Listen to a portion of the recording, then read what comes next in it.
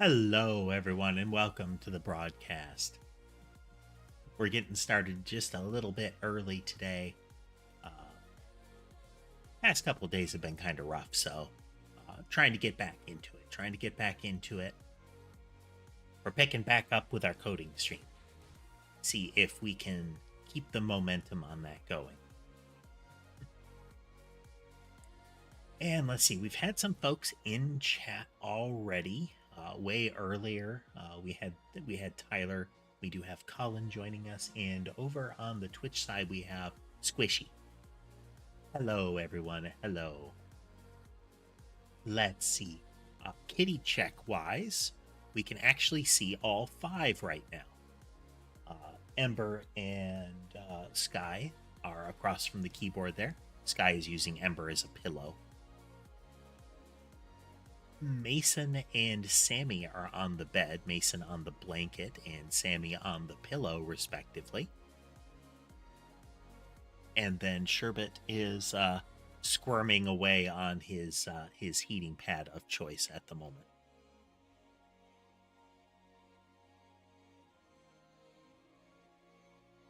But yeah, good times. Let's see how long the camera stays on Sherbet, huh? He is prone to shifting around, so.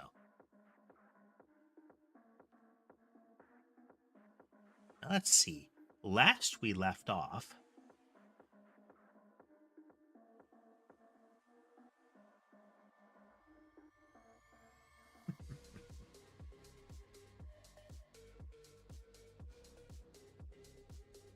I find cats comforting.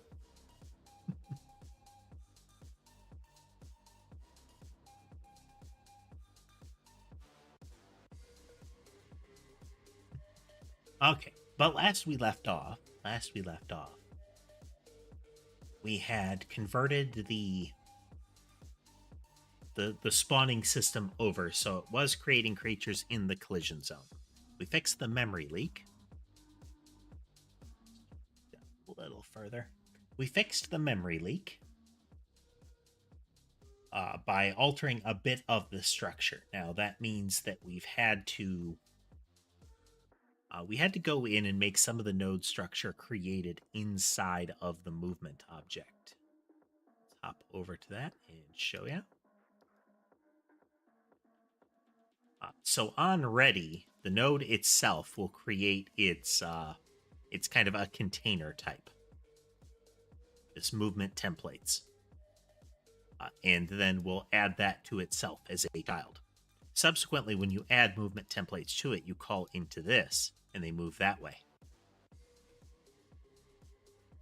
Well, and they're added that way instead of trying to directly child them to something. What this is doing is getting us around a thing about Godot, and that's that if you're using its node structure, its built-in kind of tree, then at different points in the creation of those objects that are represented by the trees, different parts of them will be ready. Hey there, Jacob. Welcome. And this dodges that, where we're setting up that structure manually. I would like to not have to do that, but it seems like we do, so we're gonna.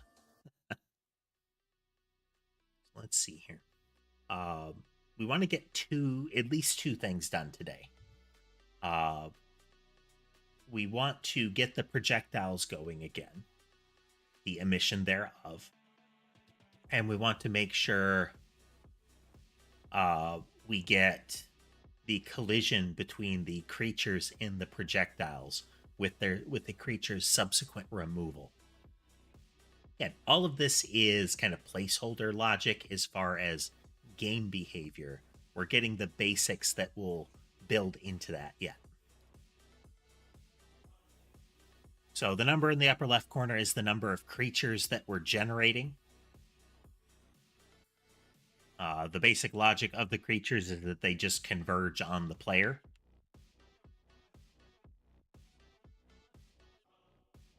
And in the actual game, this happening would result in damage to the player and the player's inevitable loss if they don't do something about it. Now, we should start losing frames at like 480, like 450 plus creatures on screen. So at the moment, we're capping it at 300 to keep that performance going. There are a lot of things that'll be coming later, Colin. We have plans on that front, but we're a ways out. So if we stay at 300 at the moment, we have 300 individual entities with some basic collision inside of them.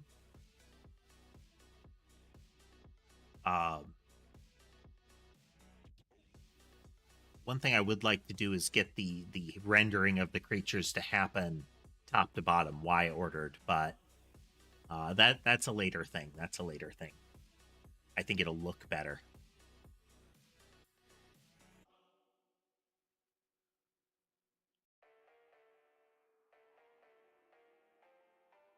Like I said, we already have plans for how the game will function. So suggestions on that will just kind of be set aside until we get there.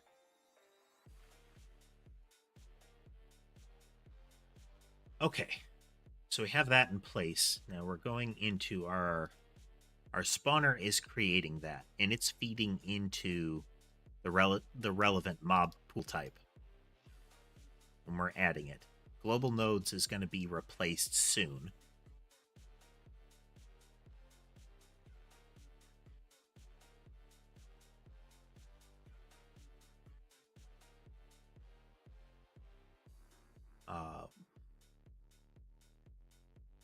Because I want to move all of this stuff over to like factory logic.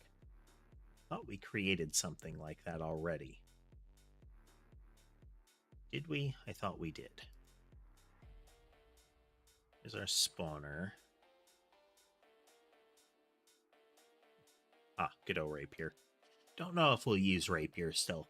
I was testing alternate physics engines to try to improve 2D performance.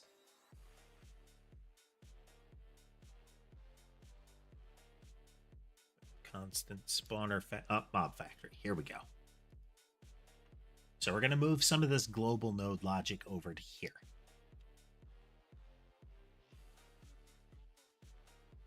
So part of this is going to be setting up the collision zones. They don't necessarily need to be part of the global structure, since they only exist in the game. So I think we're going to keep the logic of supplying them to the global structure.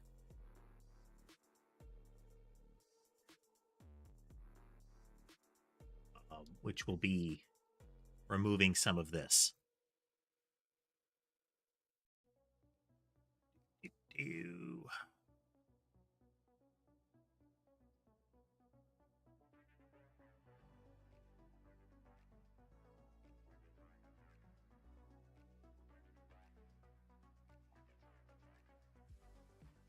Then okay, so we need to go into global nodes. We're going to move some of that over, since we need to make sure that it's as clean as possible when we're creating these. We're going to move that logic over to the factory, which means we want the mob to spawn a mob template to be fed into that, which will be, we're iterating over each one.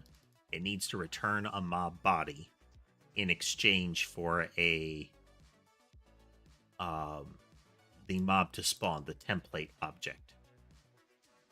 Then we can add the mob to the collision zone, which will be its own thing.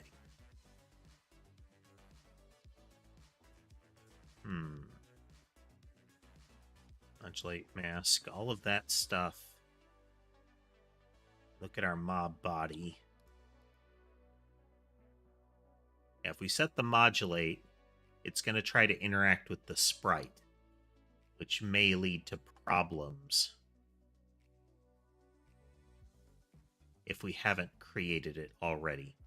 So the mob factory is going to be the thing that feeds it in. Okay, so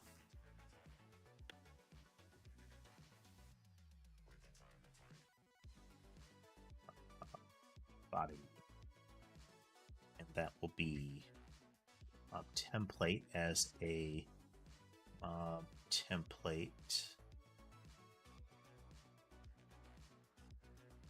and we'll just do a pass for now.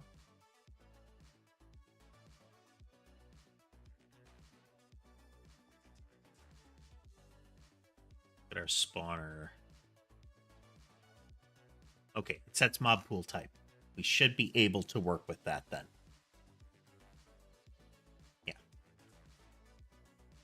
So we're going to take all of this.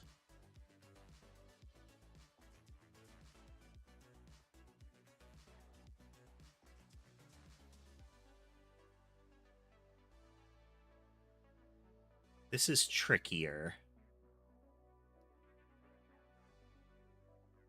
I think we're going to keep the targeting out of it. Yeah.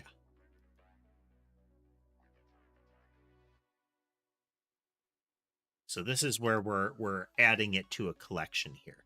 All of the movement logic can be put in advance. It's not until we have a whole collection of mobs that positioning logic is relevant. Positioning logic is mostly relevant to a spawner, not the individuals.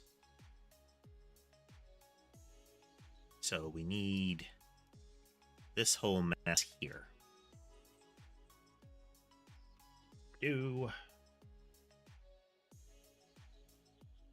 So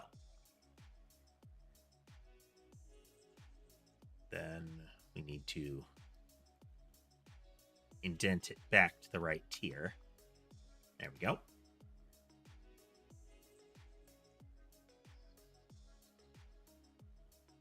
So we do mob template here.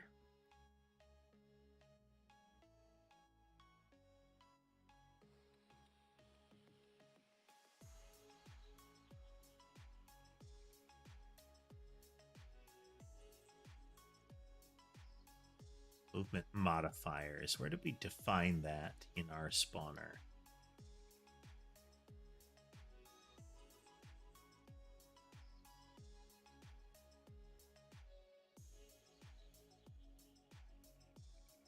That's part of the spawner as well.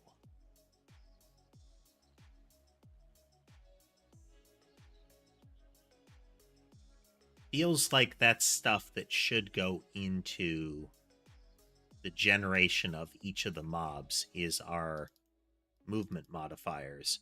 Our position modifiers, not so much. But let's keep that as clean as possible. Mob Factory doesn't mess with movement. So let's get that out of Mob Factory.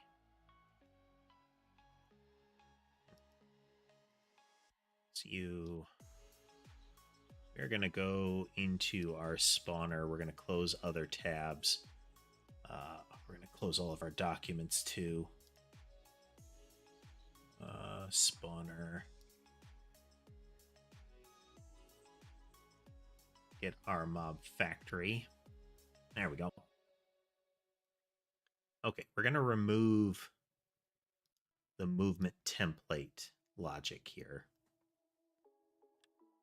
We're just going to create a movement object for each one.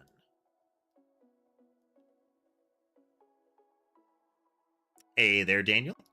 Welcome, welcome. Oh, let's find a cat.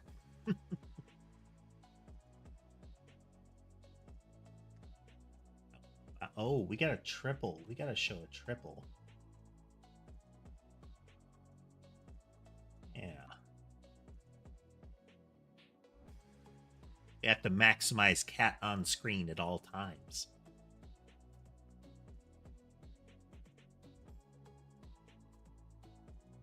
Come on, camera. Come on.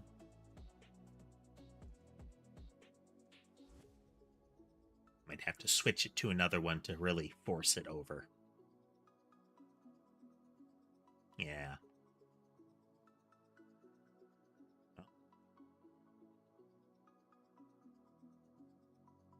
Ember, but we want the triple. We want the two brothers in Sammy. There we go. There we go. Do we want a movement object on this already? A mob body does need a movement or else it doesn't go anywhere. But the fact that it's moving is only relevant once it has movement. Like, there's nothing stopping a mob from holding perfectly still. So I think it's the spawner's decision to do that. Because movement move will only happen once we invoke it. Let's look at the spawner. Go in, we create a mob. We spit a mob out. And the question is, do we want to go through to here and add a movement object to it? Or should the factory create movement objects?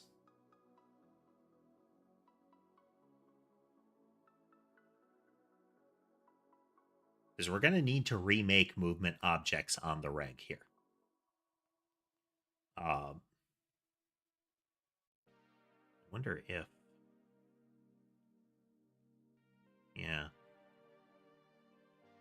Because to get full movement, we have to say, here's your positioning logic. This is separate logic. This is spawn position logic. This is another thing that can probably be factored out. So, what we're doing, what I'm muttering about, is I'm refactoring the spawner so that we can get more of this cleaned up and ready for getting the projectile spawner in place. And essentially get weaponry rolling again. If we can get those in place, we are going to be able to confirm that our collision pattern is fully functional. And if we've got that, then we can finish up, get the player collision working, which may require us, and I think it will require us, to move the player into a collision zone as well, which will create 3. Monsters can collide with the player, and projectiles can collide with monsters, but pretty much nothing else. I think that's where we want it to live. And we'll go from there. Okay, so position is going to be separate. This is all to prep for position. Movement needs to exist by now. So I think mob bodies should have a movement entity as part of them. So we're going to create the movement and we're going to attach it.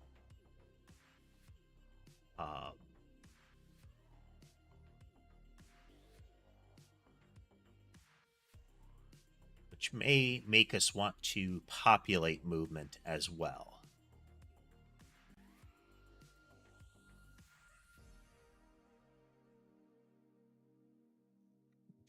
Create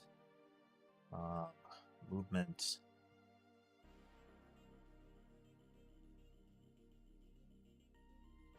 This is a chat-oriented stream for the most part. If you have questions or anything like that, feel free to call out. I can always pause and talk to folks. We are operating at the kind of early alpha structural portion of the game. I already have plans for how the game will work and what it will look like. Once we reach the stage where that's what I'm working with on screen, then I will be more open to entertain suggestions. But suggestions or requests about the end state of the game, we're not going to accept any of those. Please don't spam chat with ideas. You can have questions about it and similar, but please don't spam that. Okay, we create the mob. We're going to add it to the pool as soon as we've got it instantiated. And we're going to save off the rest of it.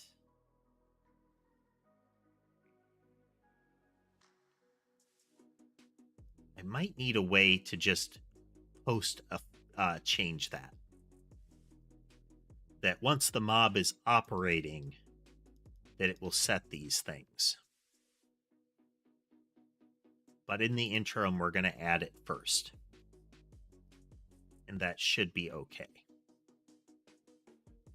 Since outside of the mob's behavior, we are unlikely to change things like its avoidance mask and similar.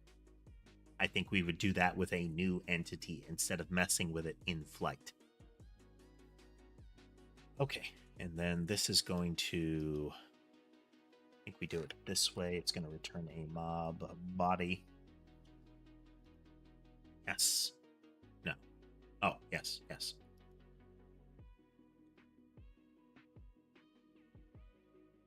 Returns a mob body.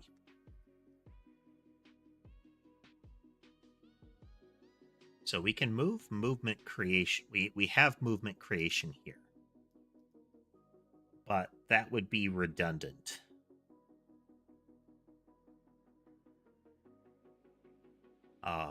So we can move that over here.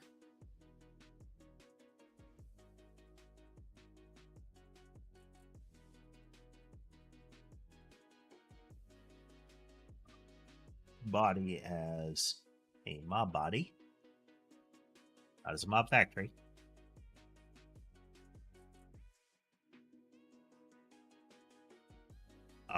That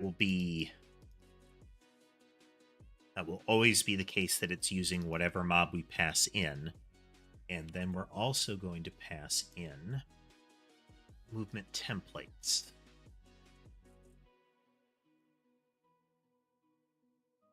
Movement modifiers. Okay. And movement modifiers are those are an array of packed scenes. Which really, I don't want them to be an array of packed scenes. I want them to be an array of instantiated movement modifiers because they don't need to be packed scenes at that point. So I could convert this over and instantiate... No, I can't instantiate them.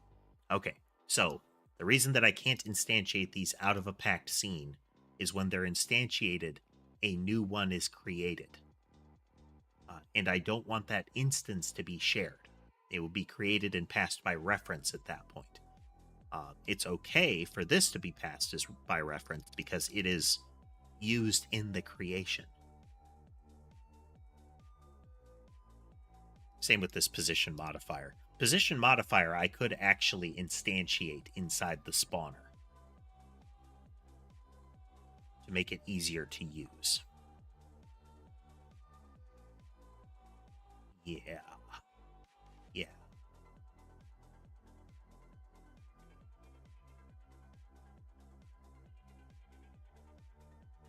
Process and physics process. This will happen during the spawn.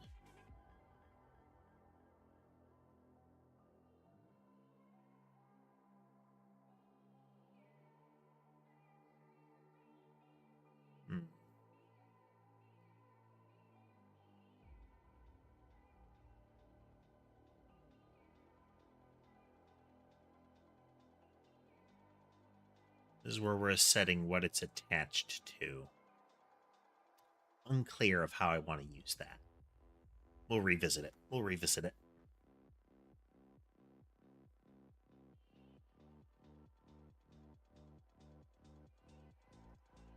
So I think we want this to be on ready, that we set all of this.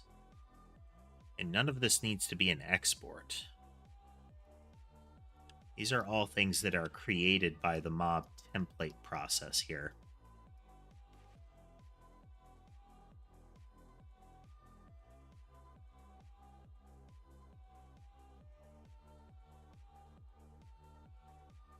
Export is only if I want to be able to reference it in the inspector on an individual object. Spawners will never do that. Spawners will always be created by a mob factory, which uses a mob template, mob spawner template, sorry, a spawner factory, to create an individual instance of the spawner from that template. So movement modifiers need to stay as a packed scene so I can create new instances. Position modifiers don't.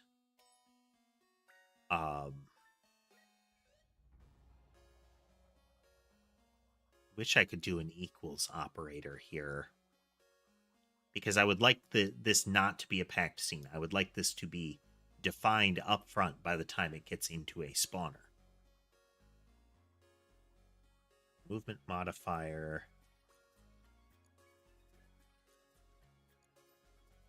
Yeah, movement modifiers don't need a node structure. But they're still nodes.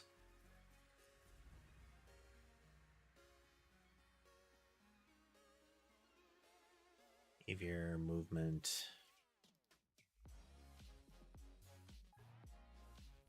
It's a movement template.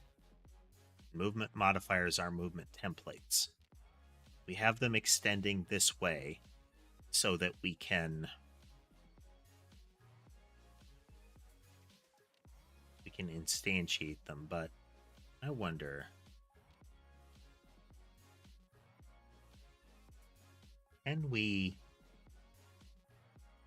just real quickly export variable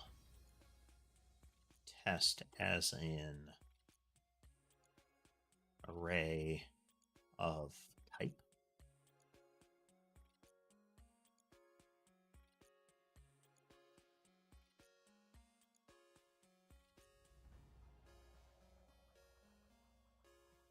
What I'd want to do is to be able to say it's an array of object types. I don't think I can.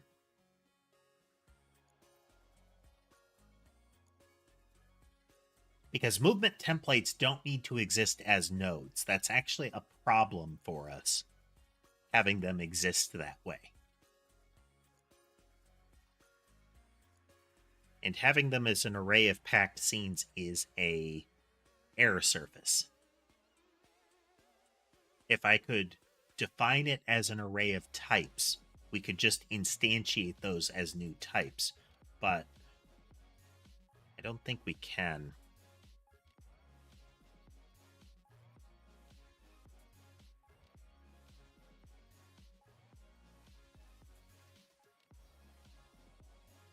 Just say an array of movement template.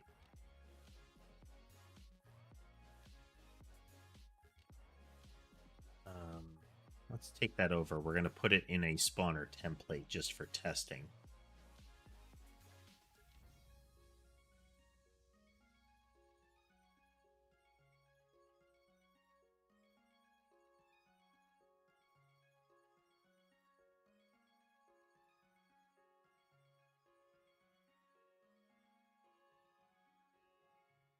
Colin, Rune, hey there.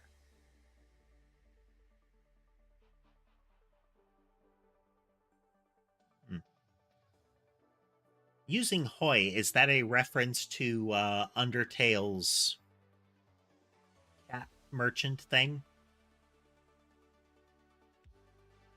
That was like Tem or something like that? Or is that just a colloquial hi? Or perhaps a shortening of Ahoy?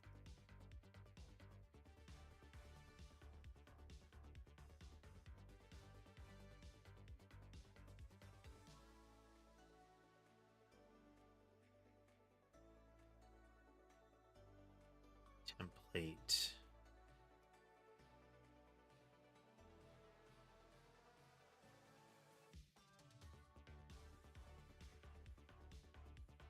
It's interesting. It shouldn't extend a resource. It extends node. But I really don't need it to extend node.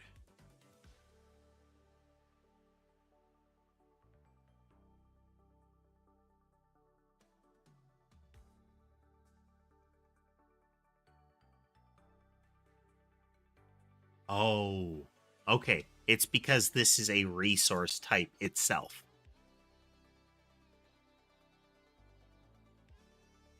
So we have to use packed scenes, which is messy. Can I validate these?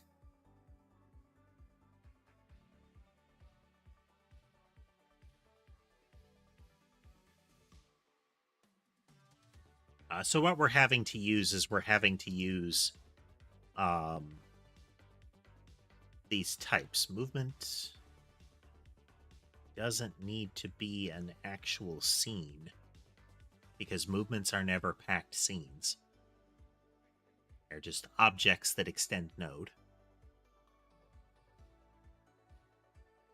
I mean, they extend node, so that can be a problem since they'll be instantiated.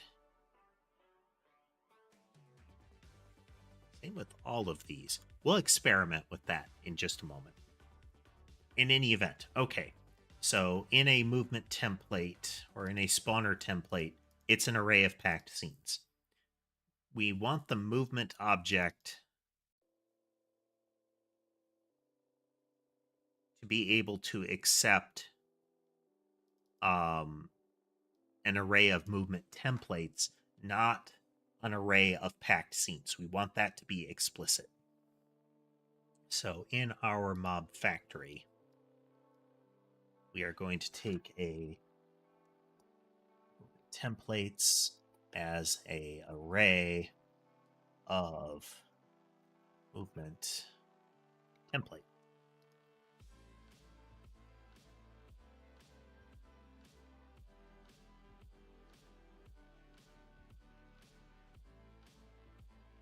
Meant.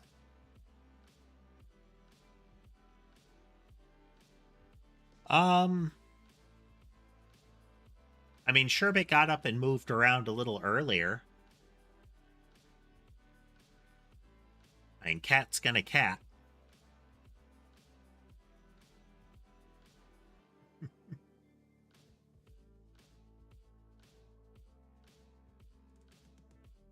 Let's see. Every now and then they'll run around and play. Ember will usually play later into the evening.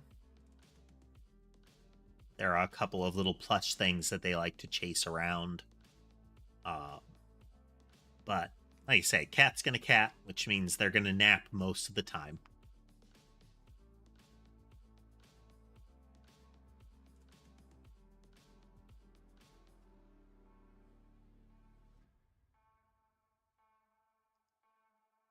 So that's the mob body that we're going to add to it. Then go into our spawner. And should be able to take this.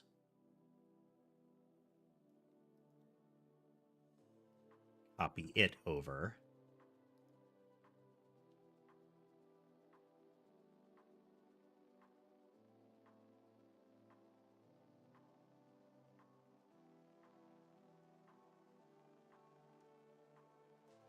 Okay, and we need, because we have an array of movement templates, we don't need an instantiated movement template.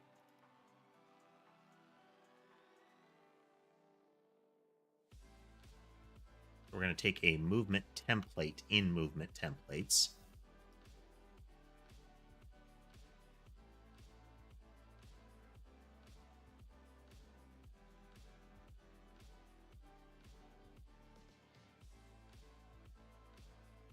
Oh, no.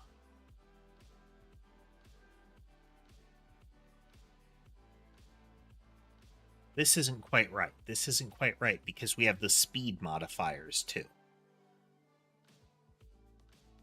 Oh, but we can still do that. We can still do that. We have the movement templates already. So we're just going to add them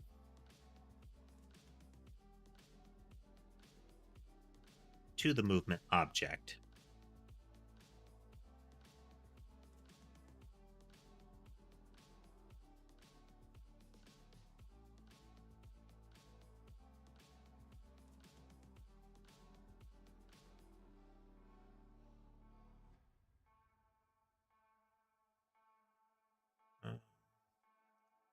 Is that add movement template?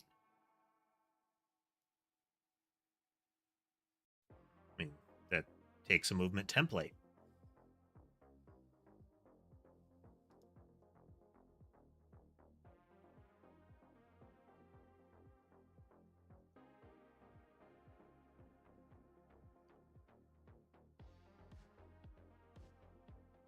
Oh. Oop. There we go.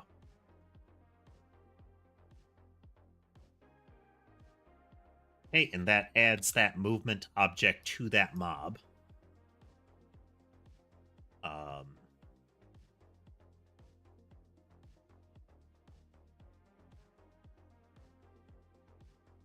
If body dot movement is not equal null,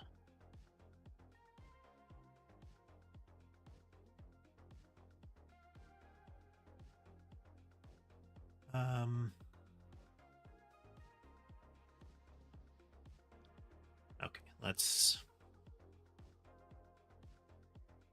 It's our mob body.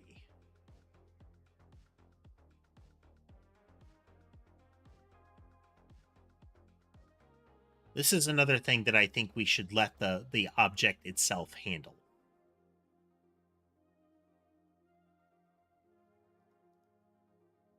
Because right now we're reaching into the object and messing with it.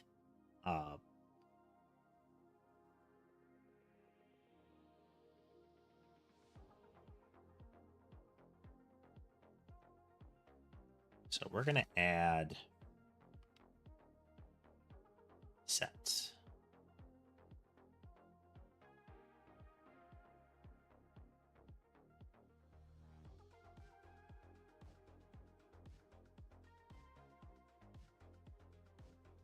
Yeah.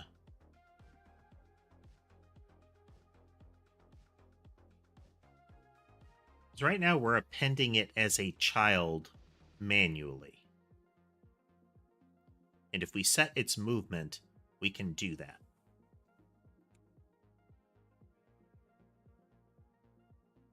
We have a movement.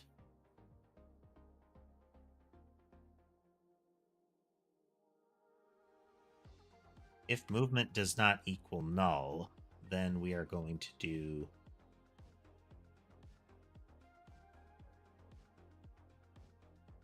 you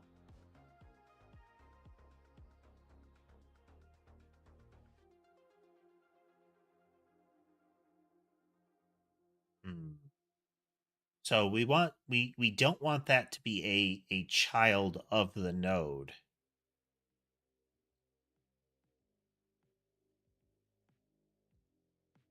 So right here, we add it as a child. We don't want that happening here. We want the mob body to handle that itself.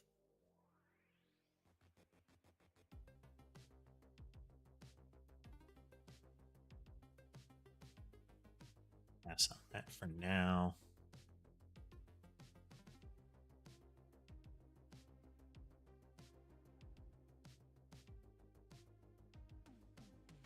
That's equal to the value passed in.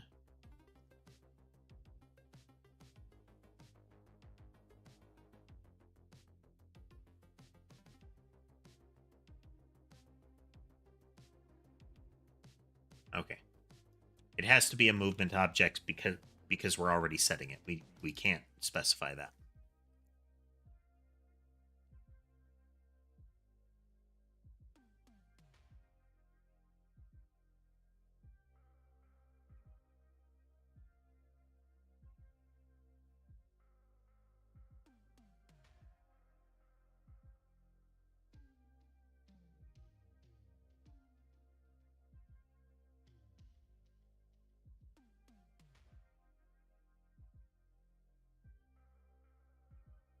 Move child. Oops. Okay, we're going to remove that child and we're going to free it. And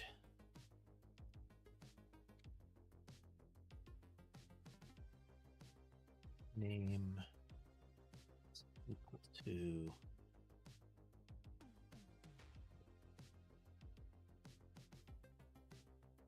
we're making sure that we're setting that. I need to make sure that I set that whenever I add it to trees. Okay, so we've got a setter on this that says if I give it movement, then it will it will add it to the tree itself, which means in the factory, when I create mob movement, I don't do this. I just do that.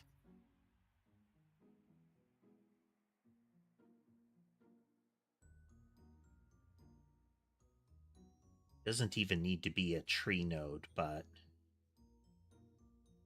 no, it does. Anything that we want to be part of the actual tree itself, or we want that to be handled as part of the entity, we need to make sure that it's part of the tree, because then when we're done with that object and we remove it from the tree, it cleans itself up. This is good. This is good. Yes. Okay, so we've got that.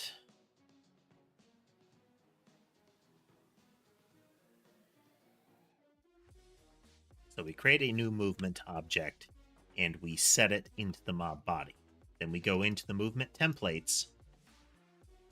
For each movement template, we assign that to the movement object. Let's do that first.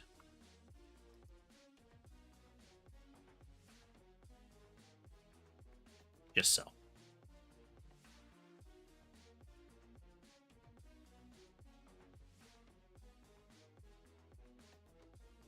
We need the mob body in there because we need to set the body to move in the movement. Otherwise, it won't work. Okay, so first we go in and we say mob body is equal to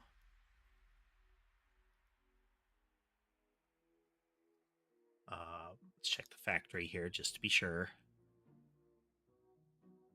Okay, it instantiates it. We just pass in a template.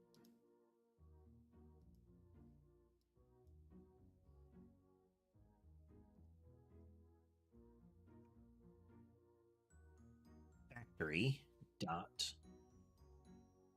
create a mob body from mob to spawn.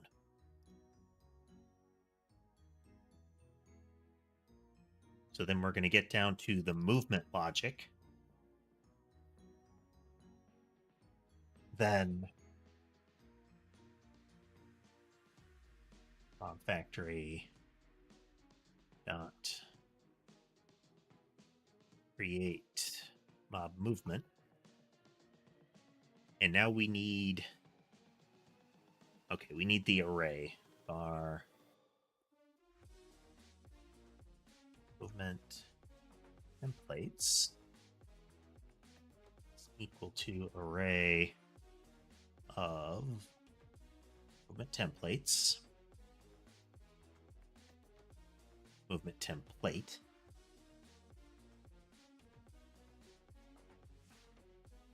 just so. Then for each one of those, for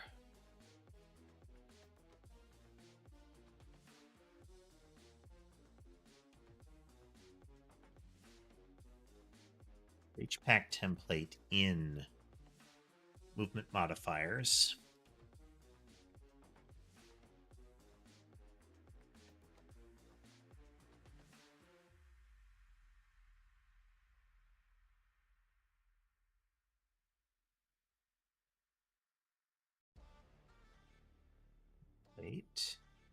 this movement template is equal to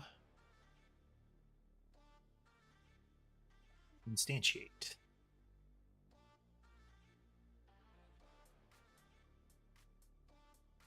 They say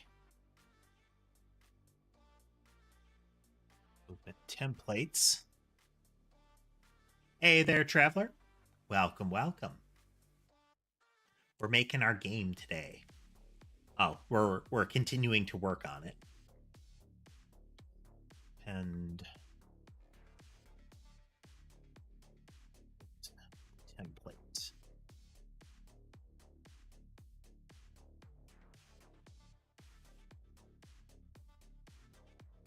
No, we need the modifier speed. We need to iterate on I through this.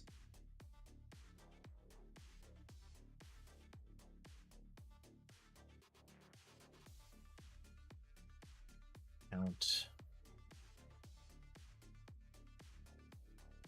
I in template equal to movement modifiers I dot instantiate.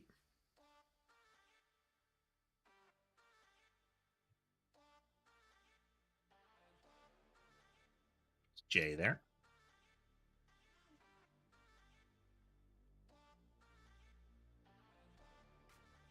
Size.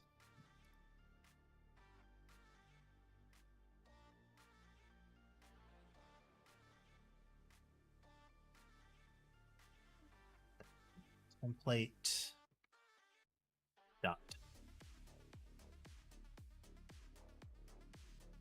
Make it speed.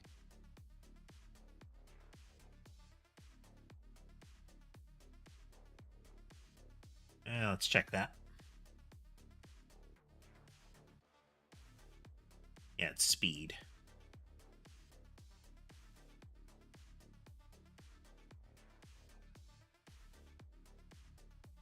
So that's in spawner. And that is movement modifier speed J. We add that to our list. We have my body and movement templates.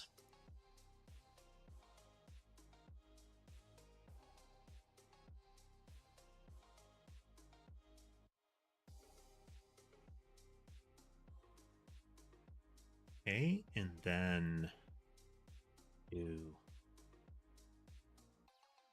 have all of these accounted for there.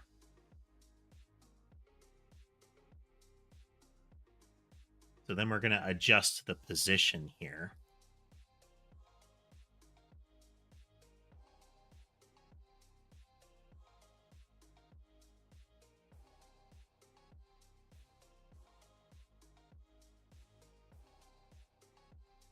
Go. Create our mob bodies. Now we go in and we're making some assumptions. We'll fix this in a moment. This is special. This is another thing that we've got to do in a special fashion.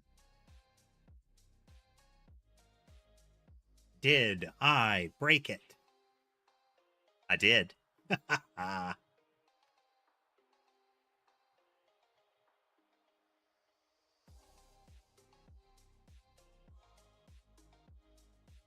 Oh. Is.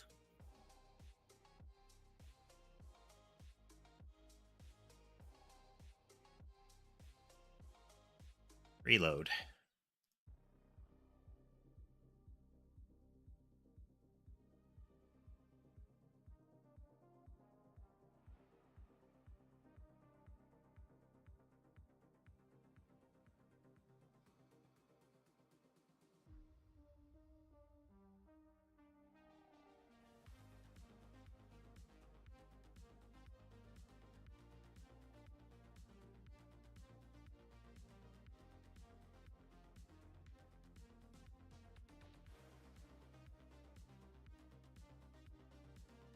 Oh.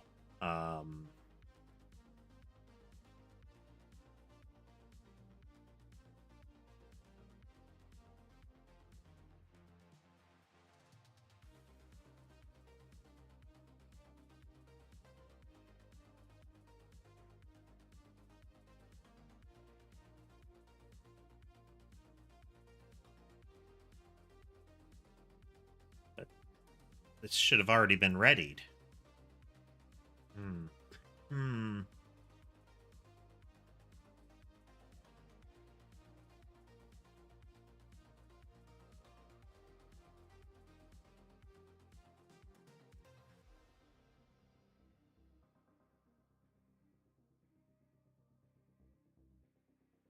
Add movement to body already has a parent of body.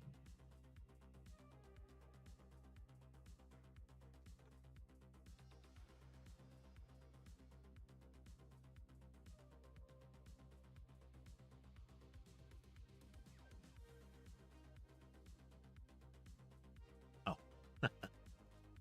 Boop.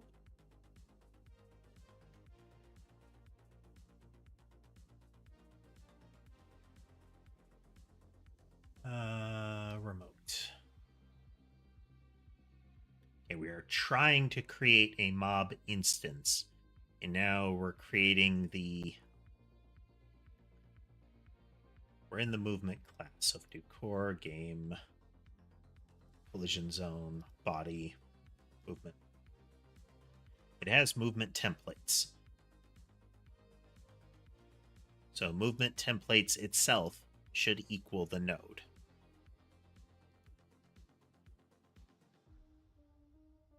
And we call add movement template on it. Oh, no, movement templates. Why didn't this get set?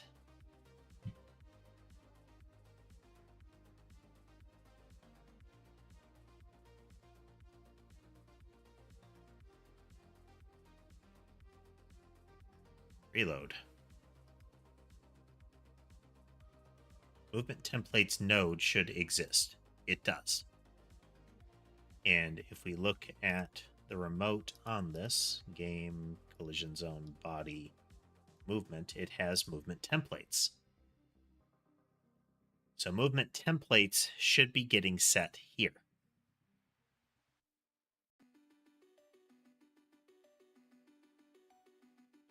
This core root game, yeah. So then we step out of that. And so if we look at our movement node, which should be that one, and its movement templates node exists. We'll continue this thought in just a moment and take a short break.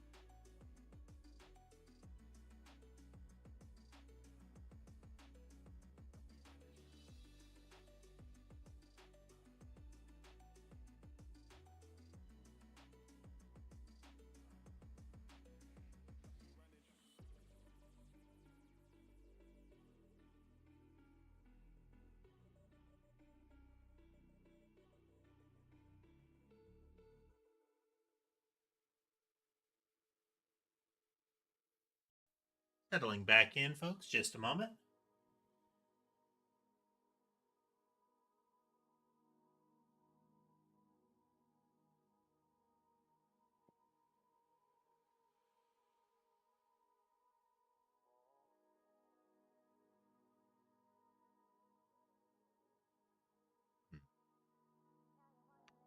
Let's see.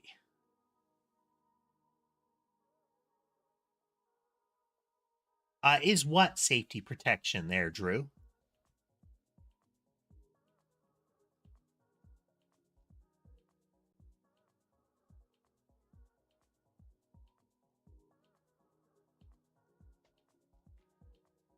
So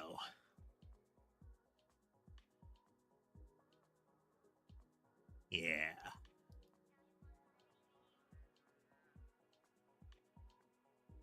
Our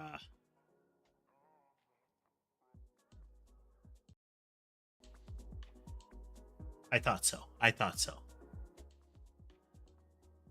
Okay. I know what's going wrong with that now.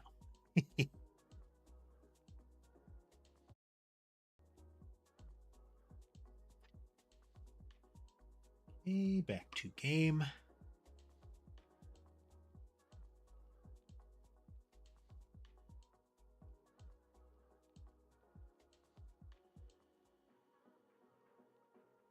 All right.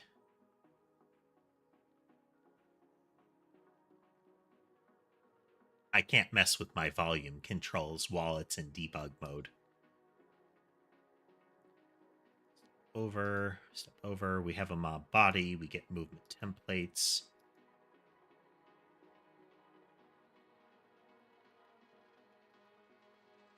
Now we're going to step into this.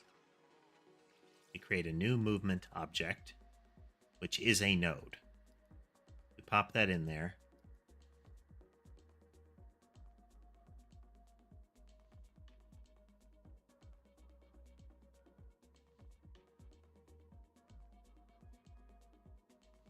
Weird.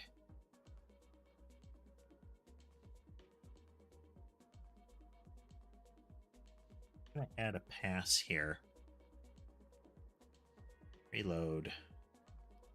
Exit. Put the breakpoint on that pass. Movement templates. Exists.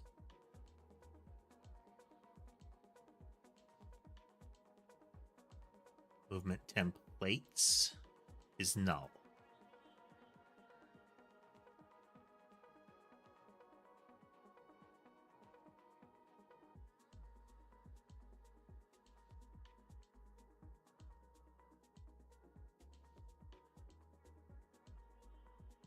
Interesting.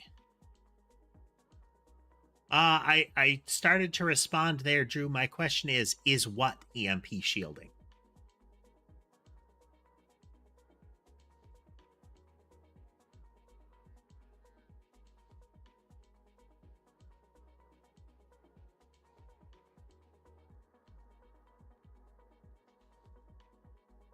Oh, is there?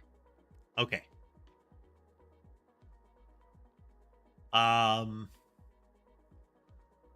For a Nyanite or a cat bot? No. For a nanotype, yes. I can't say there wouldn't be damage to things like the visual portion of the eyes, you know, the little screen in there that gives me the big anime eyes. But nanofluid is the actual substance inside of a nanotype. And that is not subject to things like electromagnetic pulse.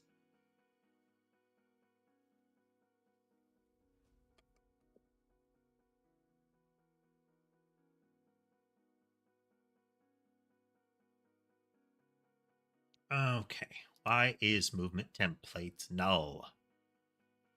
Because it gets set in the ready.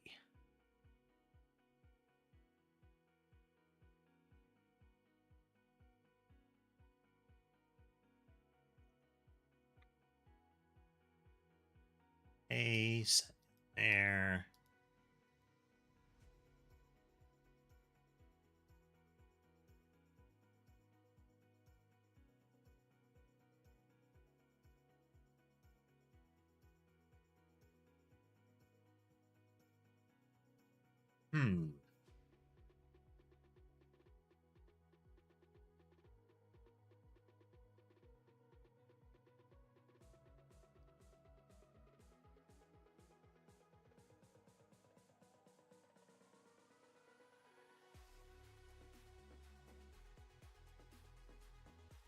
Yeah, this is getting flushed out. Weird.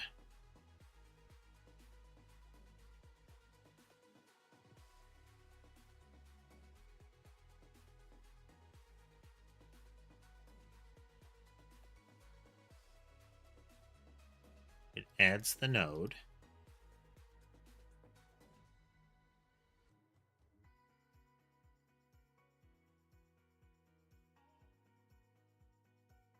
It's almost like after this method passes that this child is going away. But that's strange.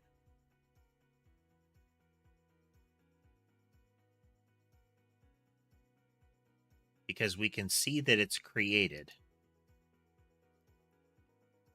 So right here, if I look at the remote object, I don't know what this node 2 is. I don't like that.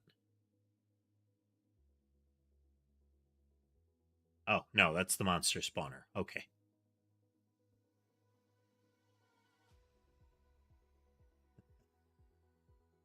You doing a another attempt at a Terraria run?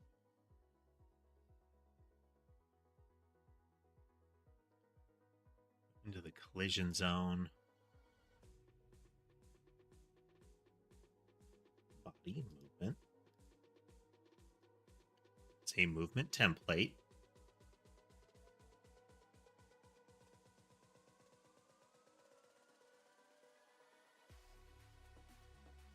It's like this is going away.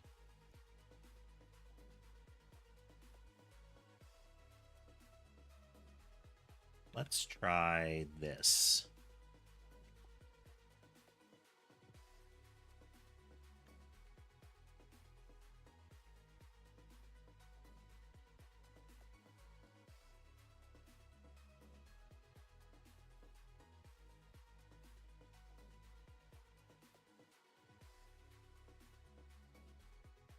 Strange. How strange.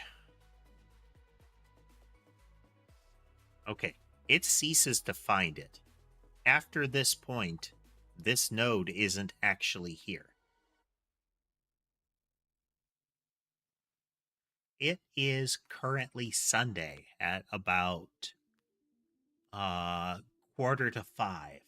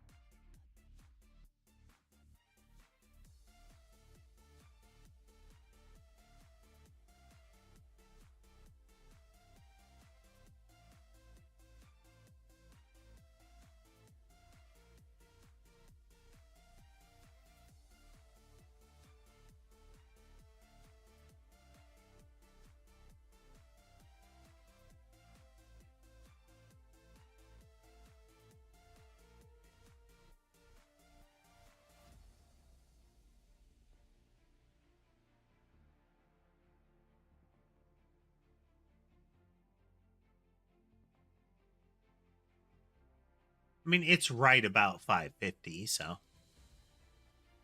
seem to be about the same place.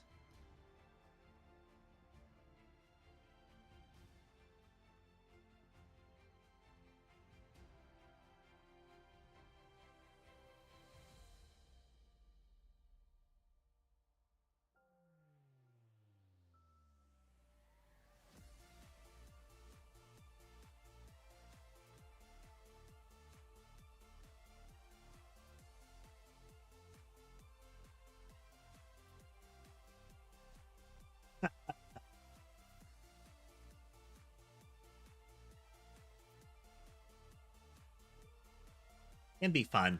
That kind of thing reminds me of an anime and game series called Dot Hack, where areas were generated by a series of keywords that you gained access to.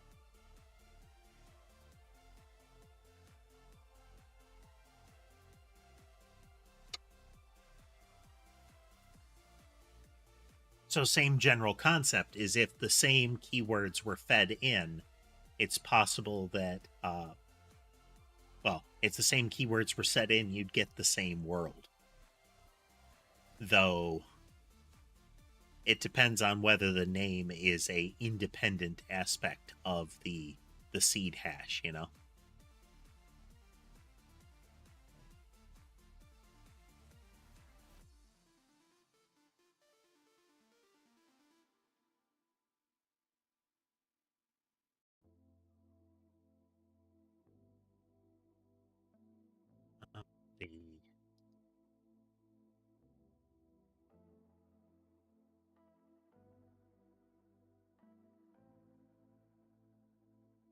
adds the movement to it, and the movement has the node.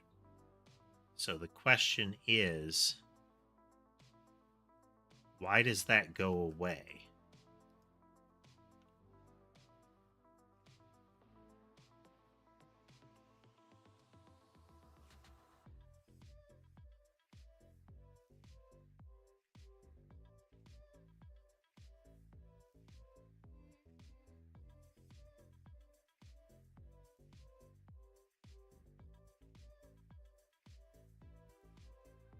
Oh.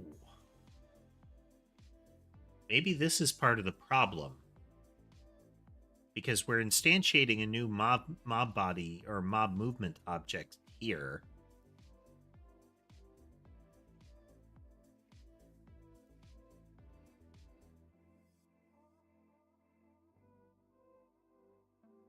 I mean, that should do the footwork that we need it to do.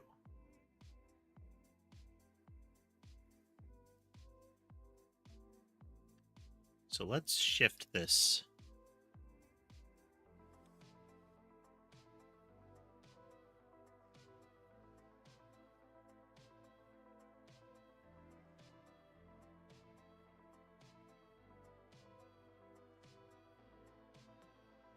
Take our mob body, and we're going to have array of new.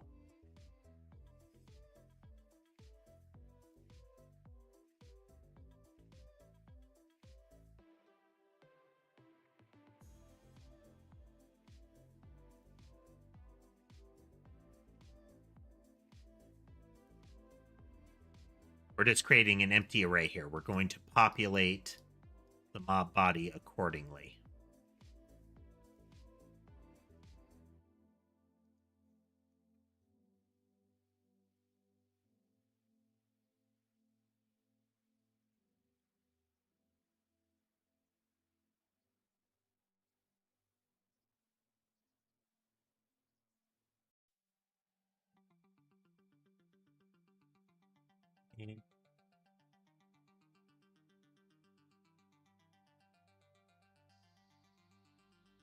Array of movement template.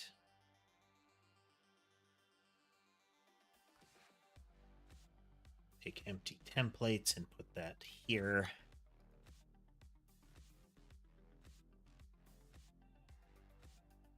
Same problem yet. Same problem yet.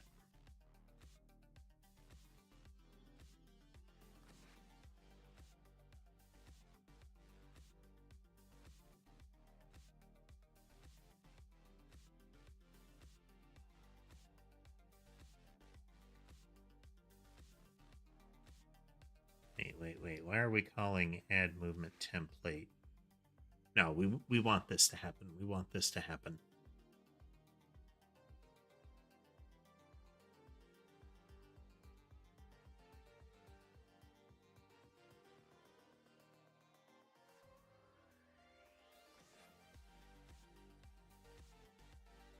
Why does this go away?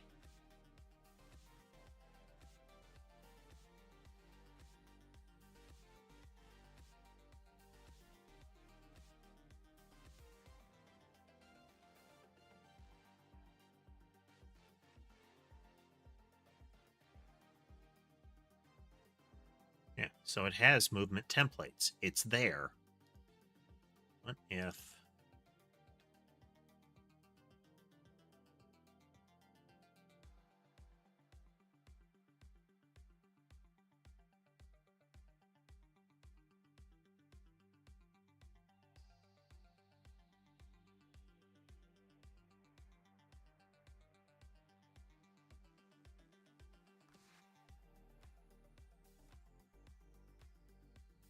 And we look at this and it exists. Right here. This node is a thing. It's just an arbitrary node type.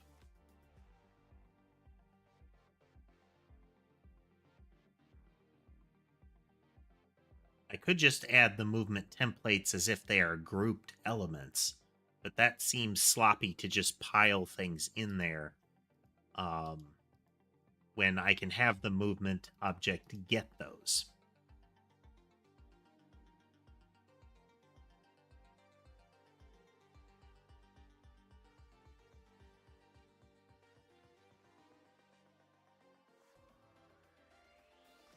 All right, let's try something else here.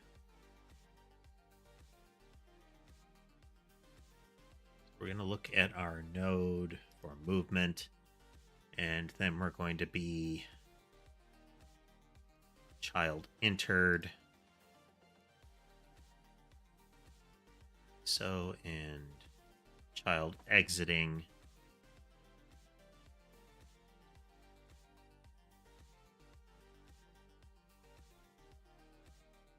Just so.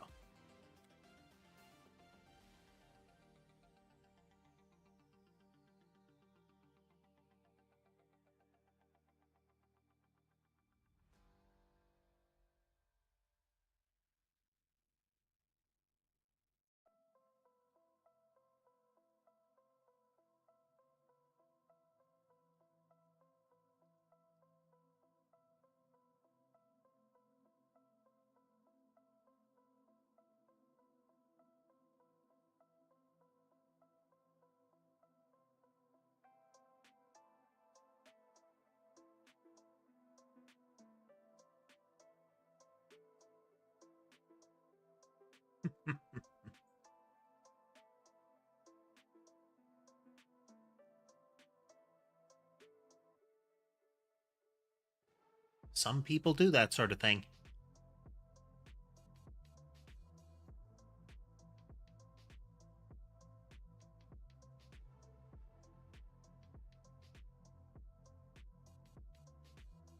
These are never getting called.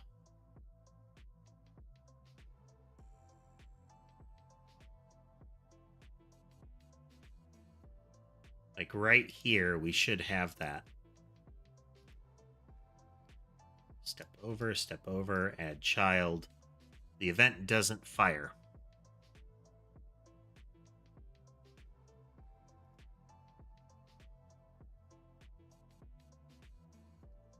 Weird.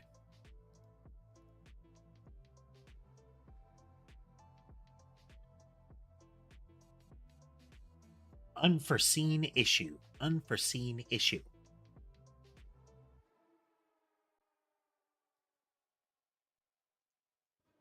Okay, we're going to go here. We're going to start.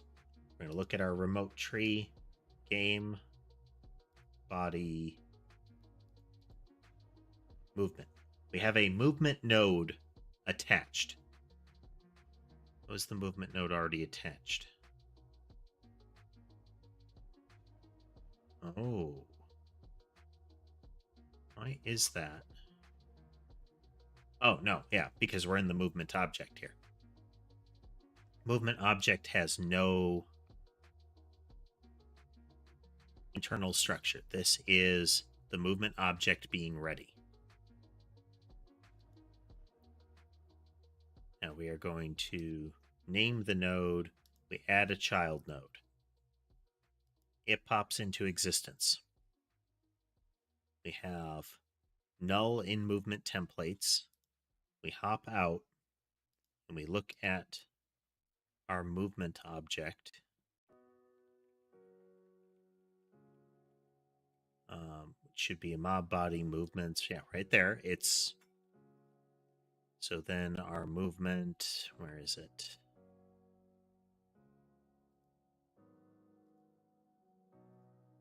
Body, movement templates. It exists. It exists. So now we hop over to here and we're going to look at our mob body again.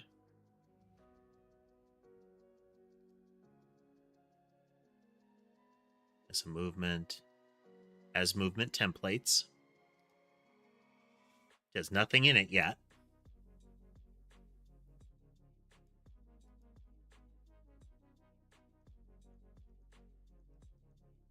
So we instantiate them all. We have create mob movement. We have a mob body. that hiding? Mob body, which has movement, which has movement templates. Right here.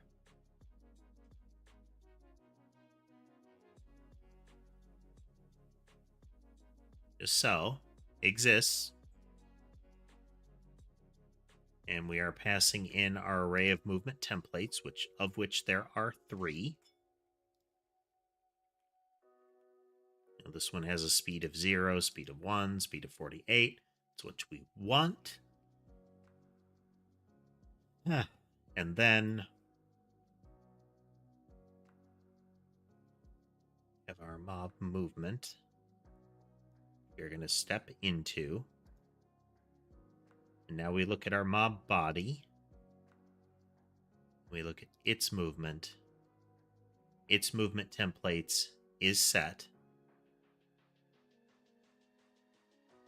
We step over.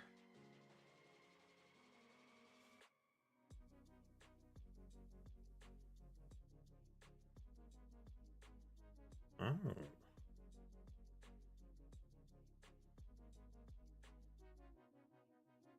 We're going to look at our movement object right here. Its movement templates is null. This is where the problem is happening.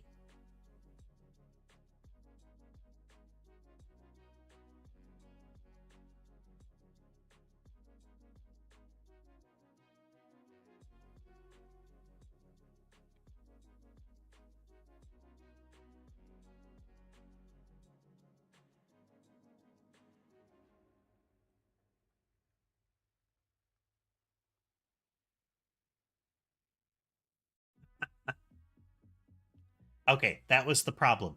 We had not added the new movement to the tree.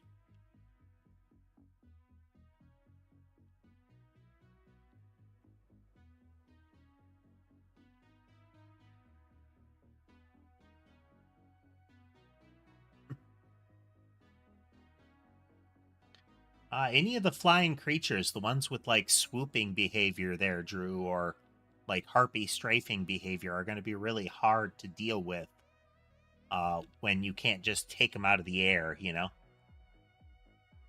Early on, when you got to jump up and poke at them, that would be a problem. Okay. Go into our spawner. We instantiate them, we feed them to the object. We add the mob bodies to our list. Now we have positioning logic.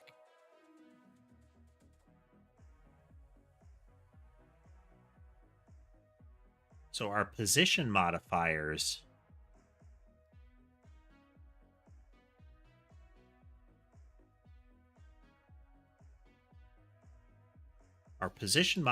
don't need to stay as a packed scene. Because position modifiers don't really change. Or do they?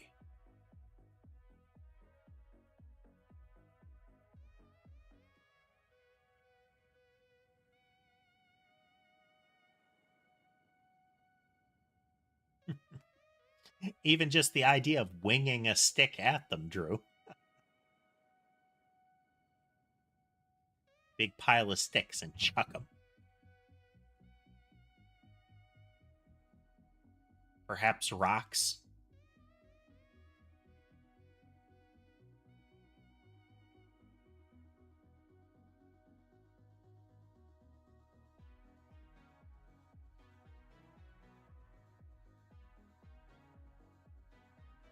Yeah. I would end up making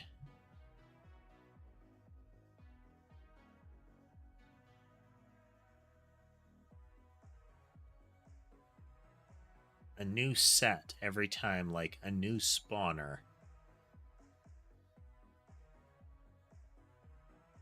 Because I don't need to recreate this each time. It's actually kind of messy to recreate this each time.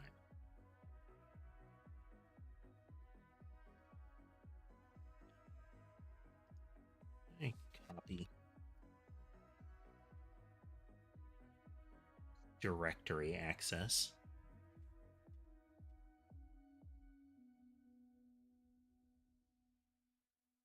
close guy.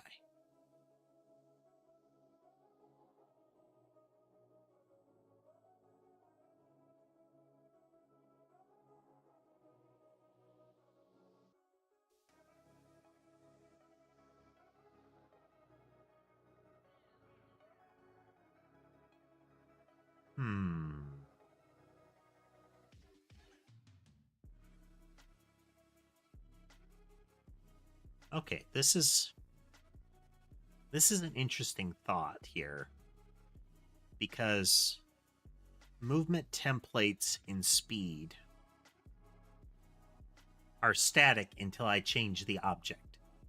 So the thought would be anytime modifiers or changes happen to a projectile, we would just recreate the spawner. Because we have the type, and then we can load that spawner with all of the modifiers it needs.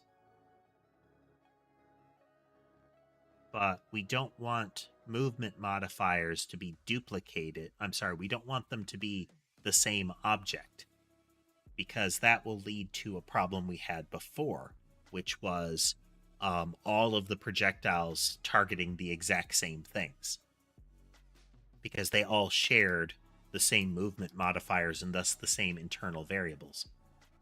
Hey there, Copper. Welcome, welcome.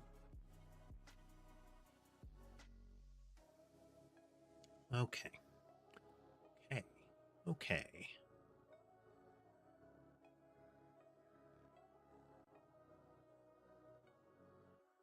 So how do we do this?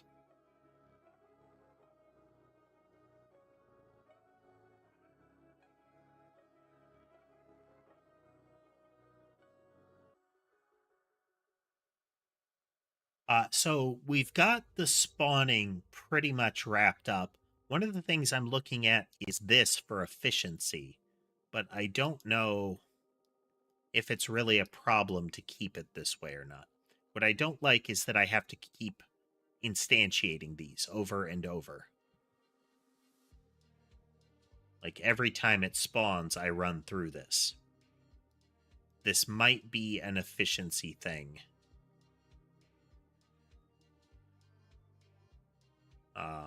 This one, where I instantiate it and use it, instantiate it and use it. These are relatively static entities, so I should only need to recreate it once. Whereas with these up here, I need to create all new ones each time. I need to duplicate them.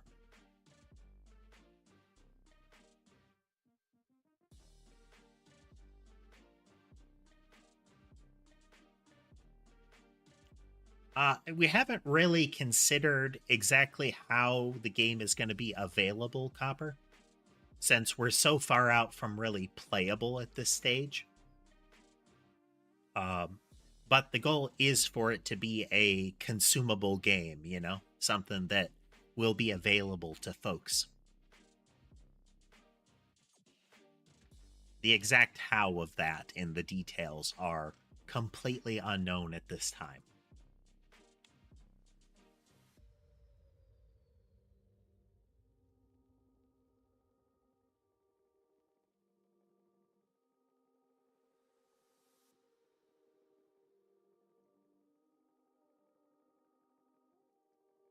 By doing this, we create a new one of the type that we need.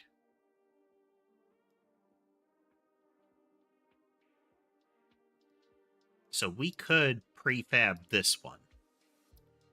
Position modifiers will change, but that's a recreation of a spawner.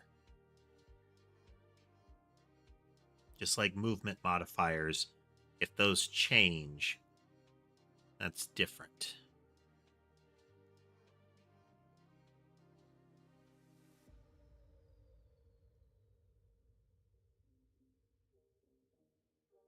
You know what? Okay, no, we need that calculation to happen in bulk.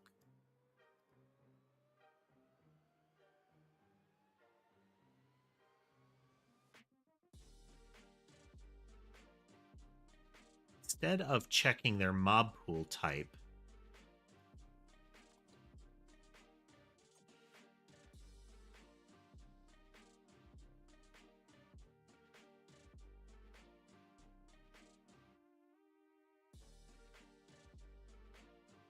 oh, tricky.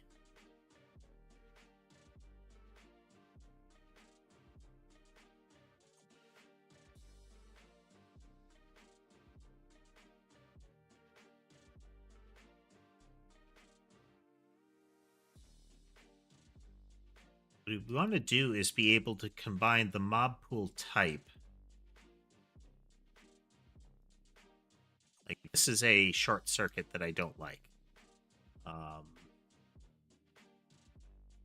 These are constants.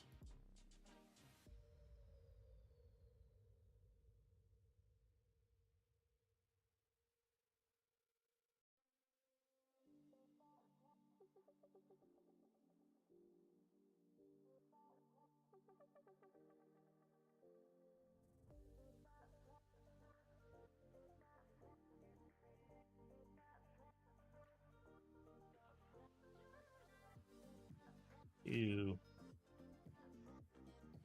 const test as a dictionary to this. Okay, okay.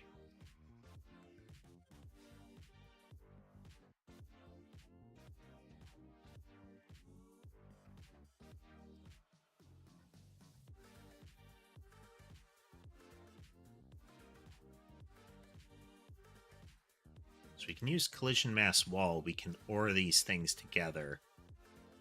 Same with these.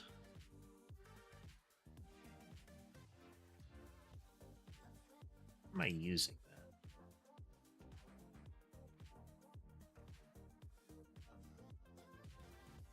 that? Okay, we'll contend with this a little later. I'll leave this special logic in. This is logic that says if this is a type of mob that if we're spawning a type of mob that collides with itself, we try to use this logic to shuffle them around.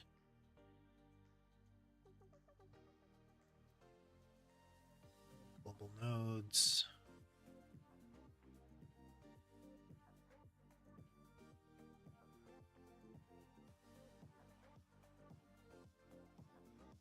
Monster.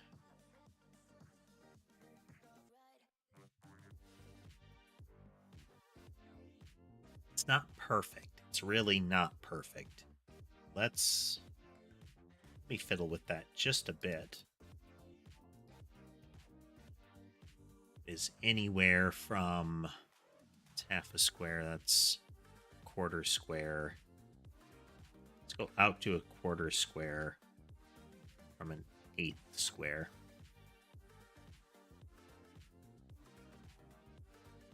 They should jiggle out of each other a bit when they spawn this way.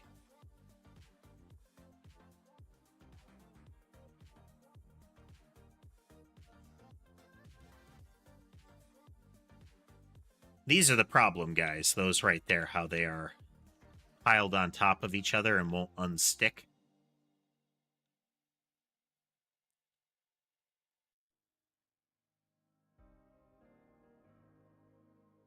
Okay, that's going to be a post-processing thing. What we want to do is find out if there are collision zones inside of an individual entity, inside of a mask that can collide with itself. So enemies can collide with themselves.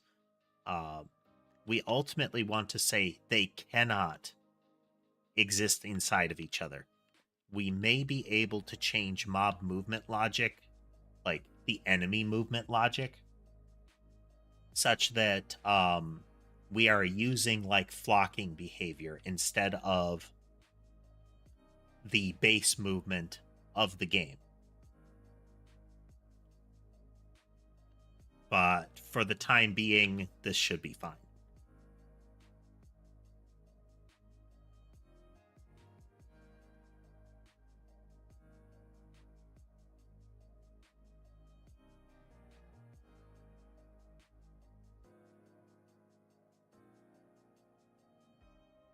It's a rotation segment here.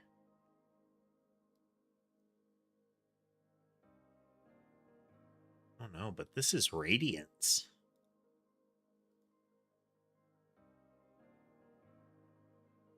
Yeah. Yeah. Let's look back at that.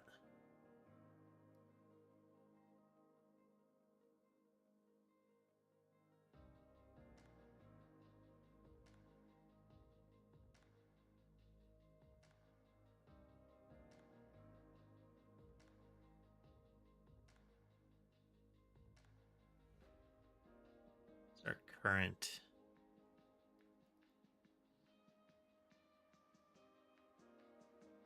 Okay, this segment is wrong.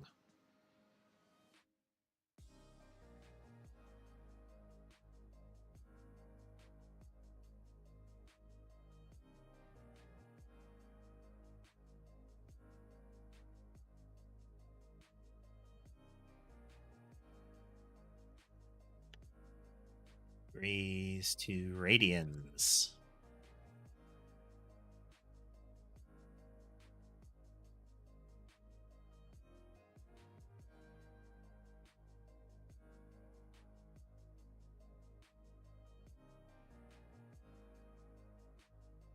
I keep messing that up, and I've messed that up in several places where,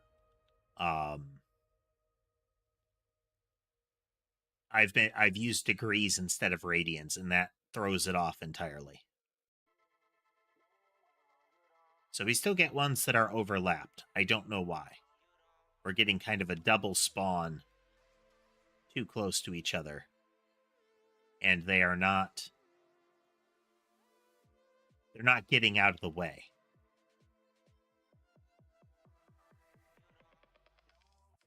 So we'll need to figure out something for jiggling mobs out of the way of each other.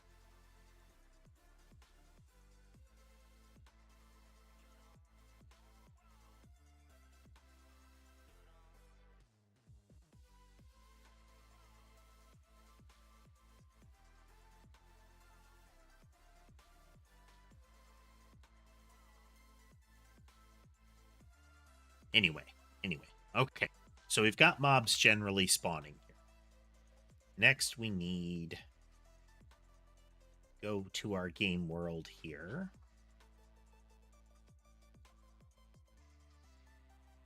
We have monster collision zone. We are going to copy that into here.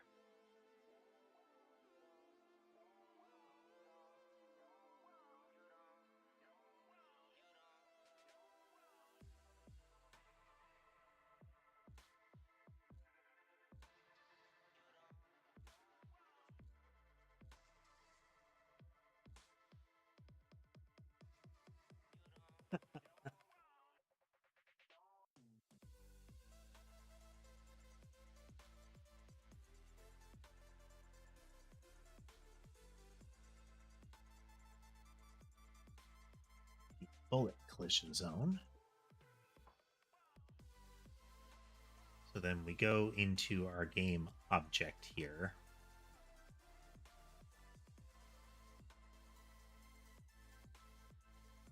Area 2D. And we select you.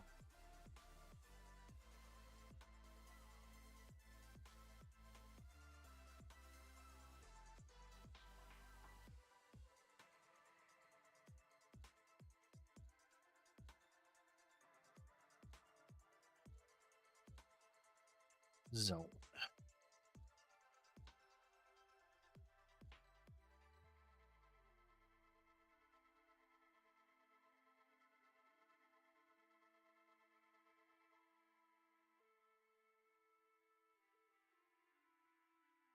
Go into our globals.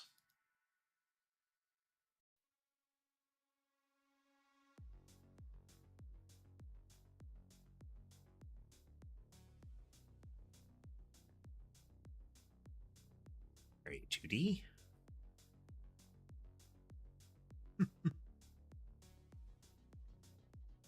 Always nice to have a freebie with that.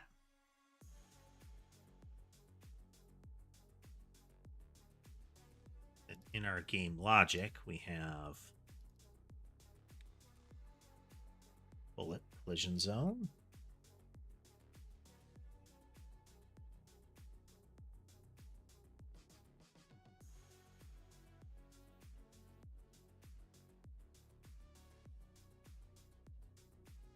So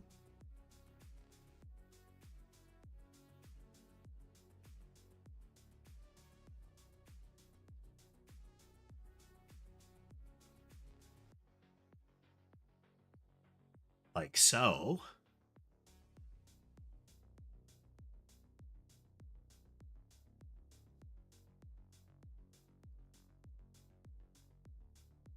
Those nodes.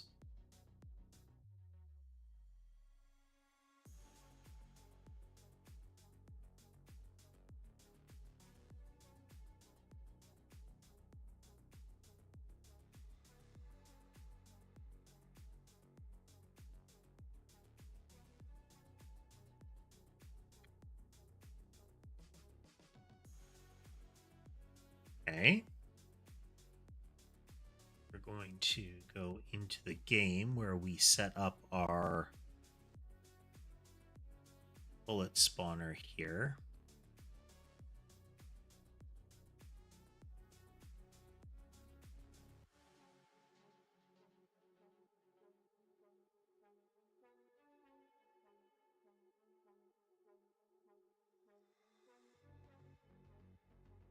Check our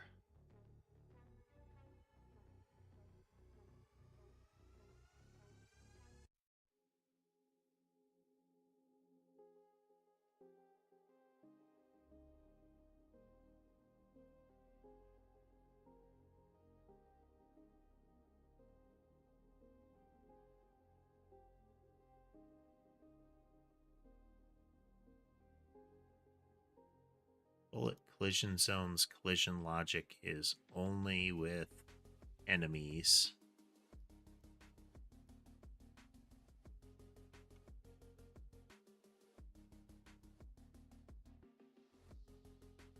Check our template.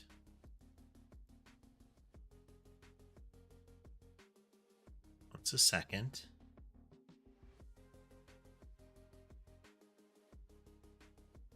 Oh, okay.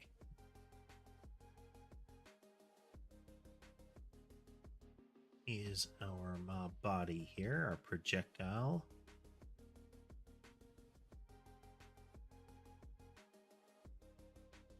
Where we are making a survivor style game.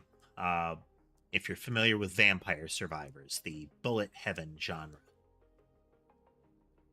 We're still kind of early in the process,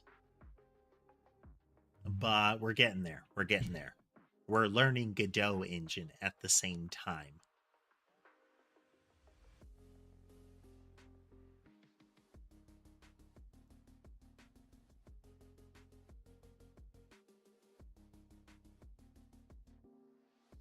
This is why.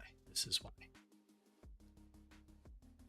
Sprite needs to be animation, new sprite frames.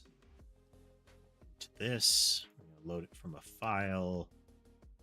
Weapons file, weapon mouse is 16 by 16. Each of those frames, add the frames, set it to auto go, and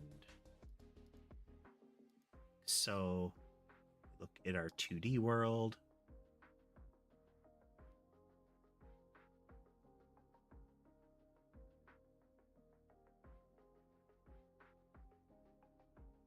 Isn't the what now?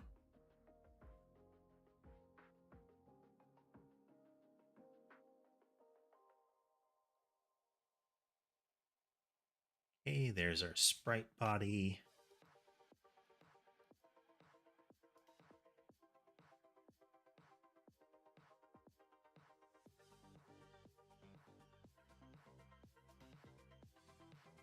The genre? I don't know. There's still plenty of them being created. We're past the point now where, well, we seem to be past the point where everybody is trying to make that like crazy. To little effect. Like there's been a period where uh, everybody was cranking out those games, but they were generally kind of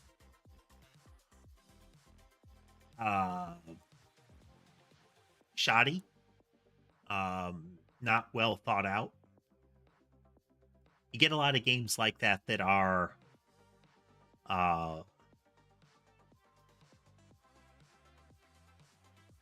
it's just like with Souls games, let's say. We still get a lot of Souls games. We still get a lot of ARPGs that come up. And a lot of them suffer from the design methodology of, I liked this particular version of the game, so I'm going to make my own exactly like that. And there isn't that what actually made this fun to play. It's their memory of what they thought was fun to play. They put their own spin on it, but they don't figure out how to actually make those things work.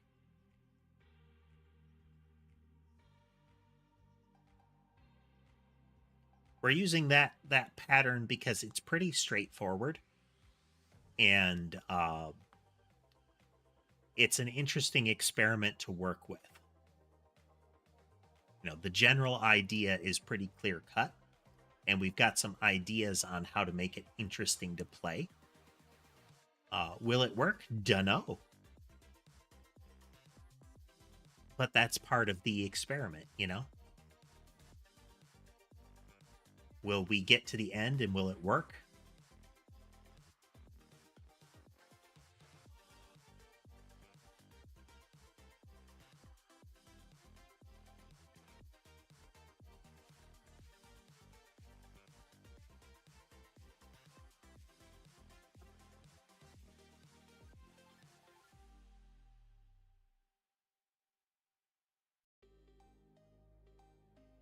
Yep,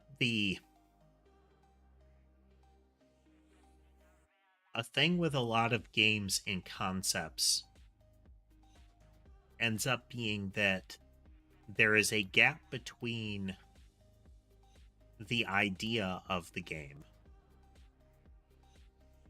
Like I liked this game and I like this game, bash them together with the idea that, hey, it could be like this, and the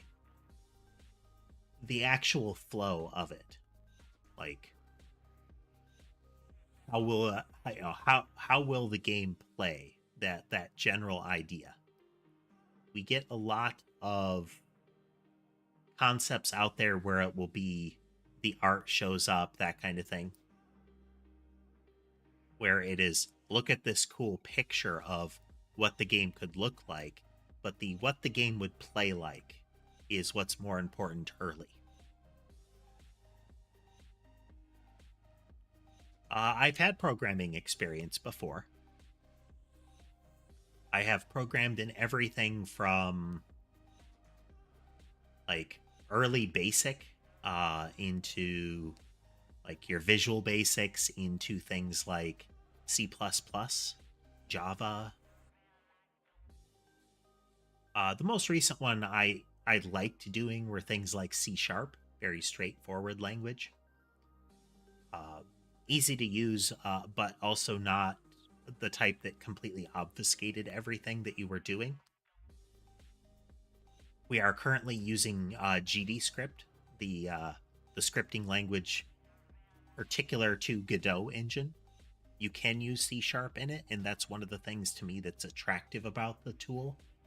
But for what we're working with, for what we're doing right now, GDScript is actually a really good option, performance-wise.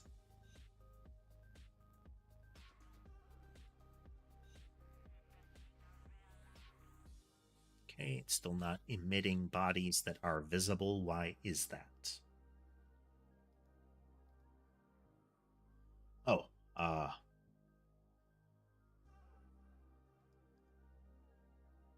where is our body here?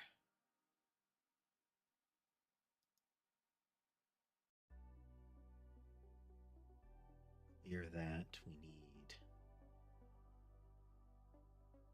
projectile mouse.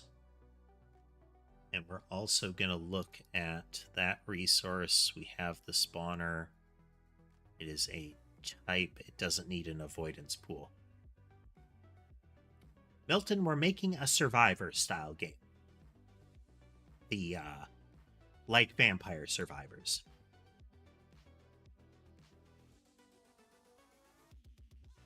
Why this not get created then? We look at the blob body. Maybe we'll get a hint here.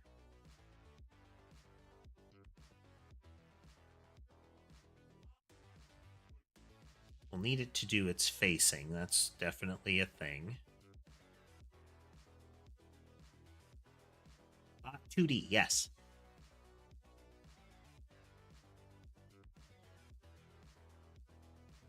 Okay, the mouse spawner isn't working.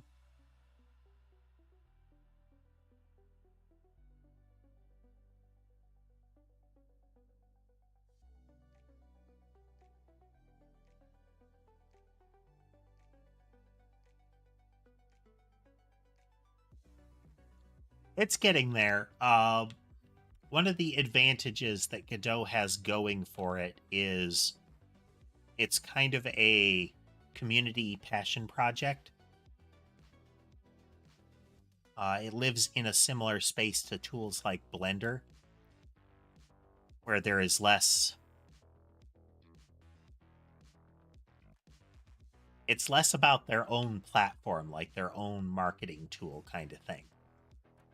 Like your Unreal Engines kind of stuff. That is not to say that Unreal Engine is a bad platform. It's that there is less of a corporate marketing drive involved in the creation and update of the tool. But for the most part, I just wanted to try out Godot, and it's pretty useful. This is the 25th coding stream of this. I work on it about like 3-ish hours per stream.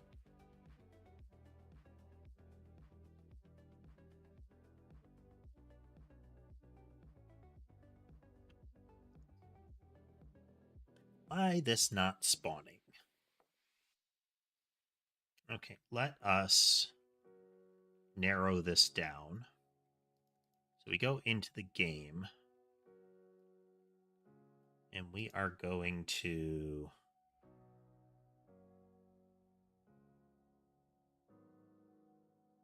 We'll make this simple. We will take the monster spawner blob, and we're going to say that its interval is, you know, a great big number.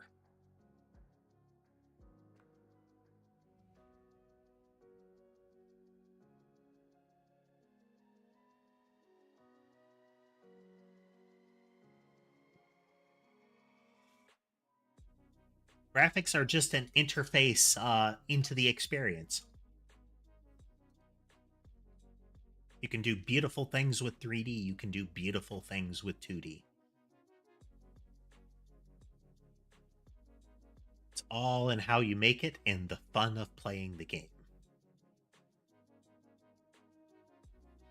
Okay, so now if we go into our spawner, we should only get spawn events from the bullet spawner.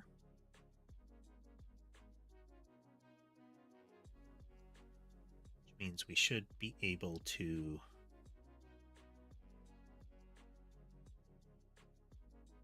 Ah! Found the problem.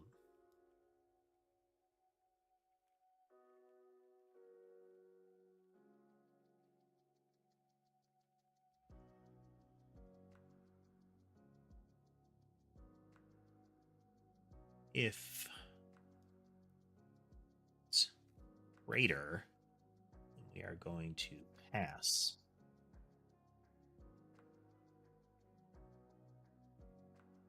else.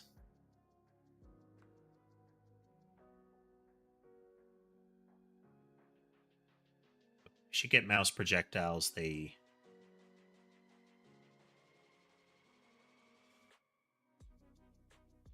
pool node is nil.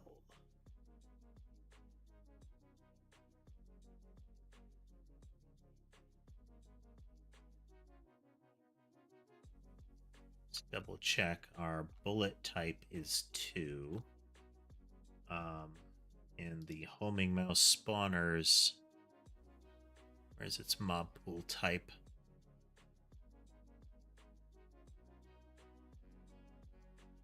Mouse?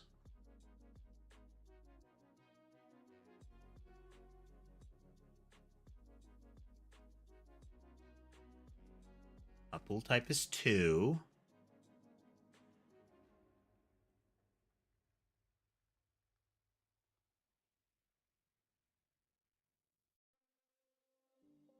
I wouldn't actually put hours to content like that. It's akin to why you don't. Let's put it another way. Hours spent or lines of code are bad metrics for quality of result. Both of those incentivize the wrong thing. Lines of code incentivizes making things verbose. Hours of time spent incentivizes taking extra time.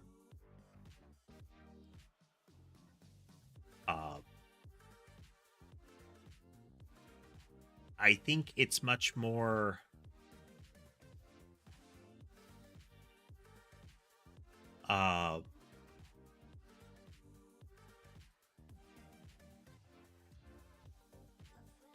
I think the end result is more valuable in that kind of check.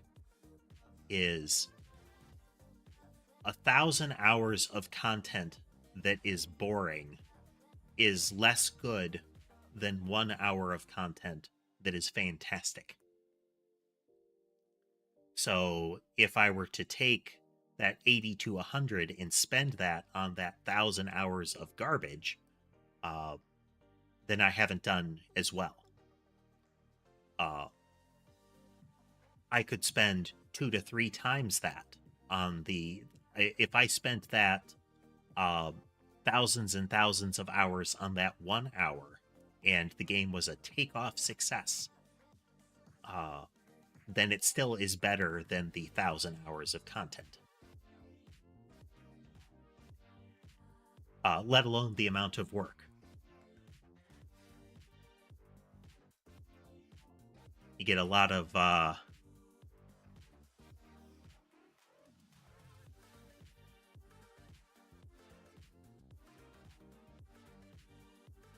yes, where kilo lines of code is a terrible metric. It is just a bad metric. In the same one really concrete example is changes to code. So if I go in and I change 1 line of code, that doesn't mean the change is small. If I change thousands of lines of code, that definitely means the change isn't small, though. Because every one of those lines of code, assuming your system isn't subvertible by like comments and whatnot, then every one of those lines of code did a thing. So you need to make sure every one of those lines of code continues to do the right thing. But even that 1 line of code can do an amazing amount of things. So it just like with the game, it's the result that matters. If I'm doing changes that result in very few issues and result in significant project progress, then I am doing good. If I make big changes that result in all kinds of problems, and the end result is still good after all those problems are fixed, better but not as good. Circling back to the hours spent kind of thing, if I do changes that significantly advance the program and I spend very little time doing it, and I don't create problems by doing it, then that's really good.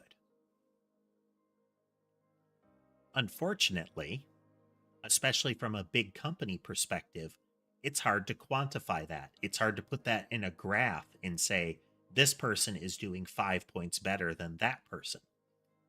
Uh, which is where your KPIs and stuff start to break down. In Milton, yes, it can be hard to make a game alone.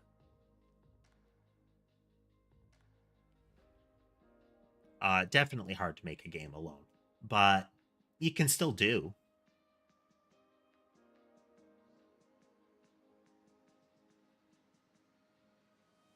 Do I have experience on multiplayer? Not at all.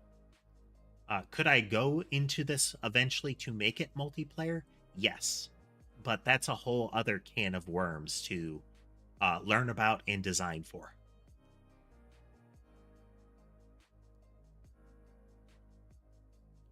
Yeah. How you go about marketing, that's a non trivial thing as well. It's a whole other skill set.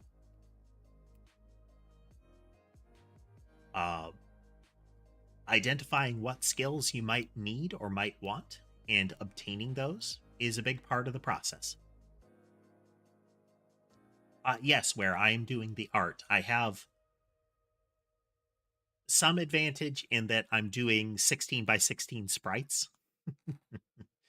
uh, so while I do need to deal with um, making sure that the space that I use is very efficient for meaning, it also means that my lack of larger scale art skill is not going to hold me back as much. So, for example, oh wait, that's not working. Let me fix. Pool node is get pool node, should return the pool node. I should set a type to that. Oop, okay. Pool type is 2. And player bullet should result in a 2.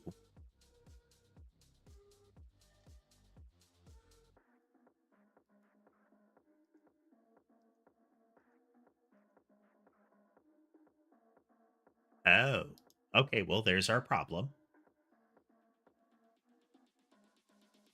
Bullet collision zone is nothing. Which would mean that in our game object,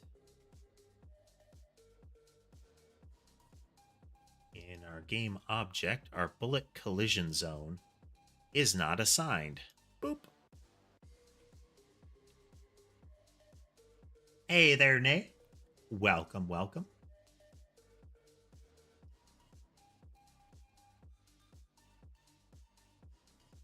That, unpause.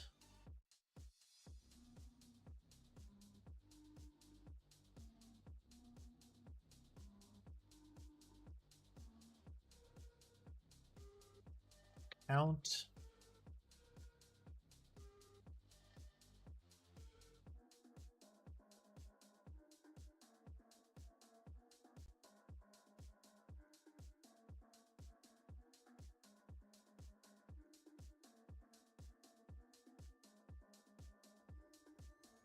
Get children.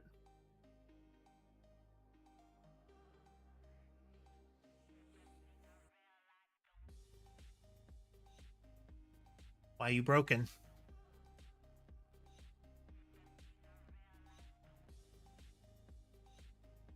Okay, okay.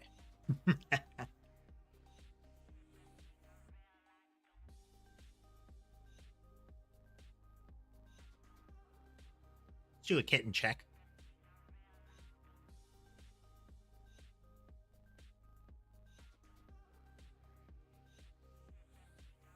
It's making sure that the experience is synced up properly between them, given that we're going to have huge numbers of things on screen that are all relevant. But you are correct in that systems like Godot have baked in tools for it. Hey there, sniper. Okay, okay. Spread modification.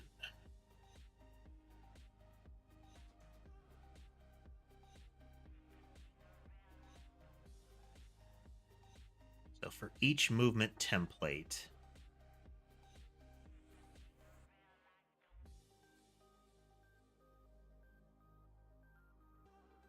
get the children. I'm having to revise this because this predates the code for the way that I'm doing movement templates now. We're trying to get the bullets wired into the new collision system.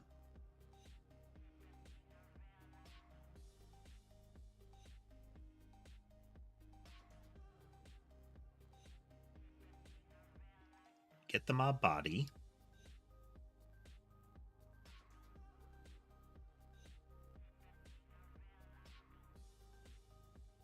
Get child. Okay.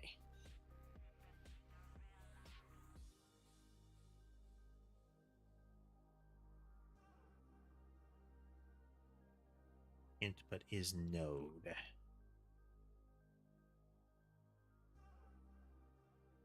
Not size. Oh.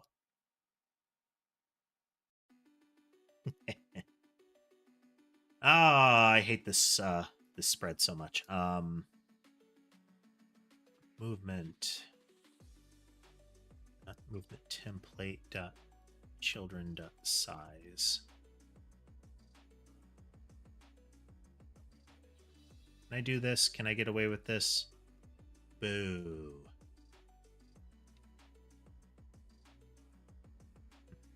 I hate how long this method is.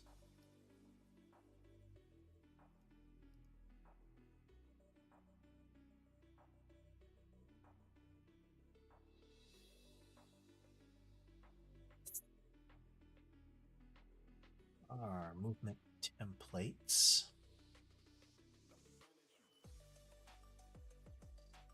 Two.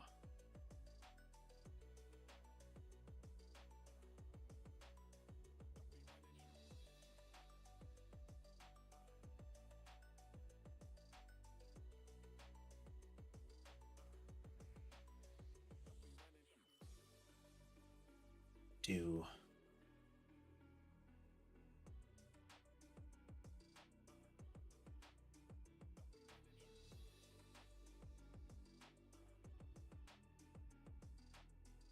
There.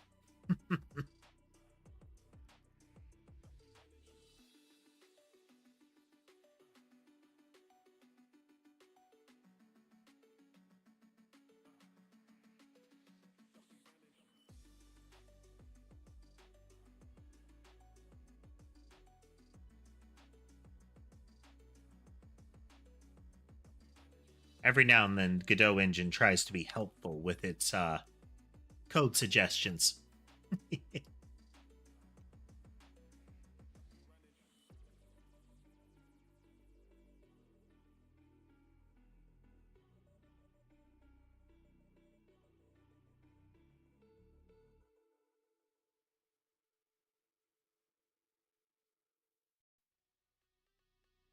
Correct. It's that we need to make sure that they are simulated correctly so that, well, there's a lot of wiggle in this kind of game. We don't need to be as precise. And assuming we keep it a fully offline game, assuming it is just a non-competitive mess around game, there isn't a lot of worry about client trust as much. You know, you can do a peer-to-peer where we don't have to keep validating what the other person is doing. Whereas in a client-server mechanic, the client is a terrible monster and a liar, and you cannot trust them. Okay, now we can rotate them.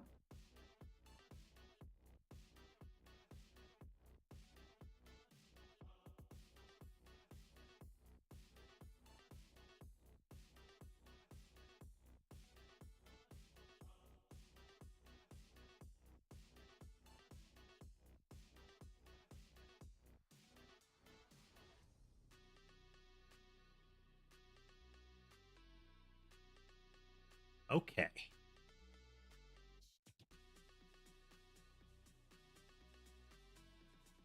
I have not tried React. Um, I have encountered React. Oh, and sorry, Nay, I didn't see your comment.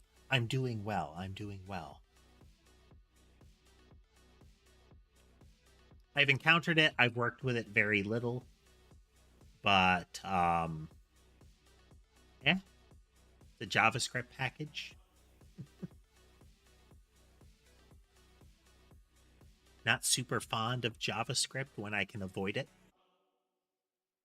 It's one of those languages where you can be very precise if you're very careful, but common coding patterns that are used and mistakes that are made can result in really weird issues because of how loose the language is.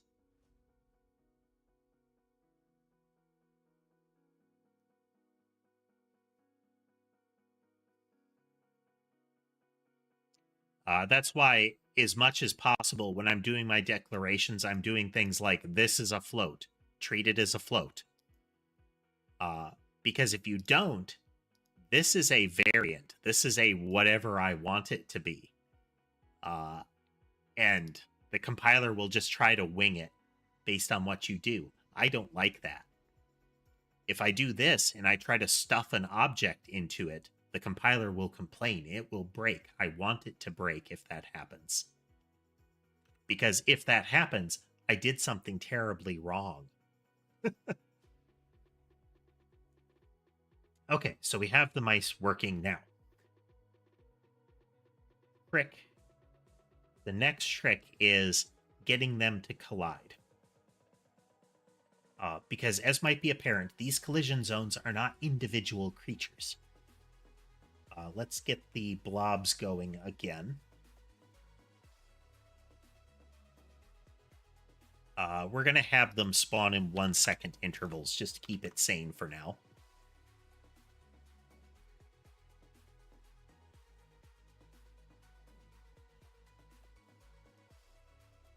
We can see the little collision zones. The mice are not using avoidance logic, so they don't care about their ray traces there. And you can see the blobs aren't reacting to them at all. The mice aren't reacting to the blobs. These circles are not individual entities.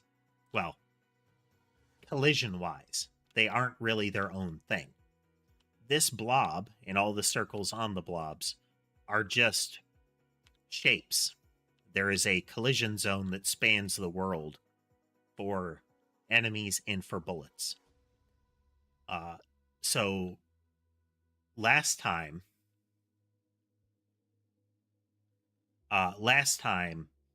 we set it up to work this way, but now we need to approach collision. Now that we've got the bullets moving, we need to approach getting collision in the game again. Actual collision, not just the physics bump off of each other kind of collision. And yes, there is default physics. We can't use it. The physics system starts to go berserk after a few hundred things. And we need there to be... I'm going to say we probably want to be able to hit 400 to 500 animated sprites on the screen colliding. We can definitely hold it 60 frames per second at 300 to 400 things on screen, but it needs to be precise.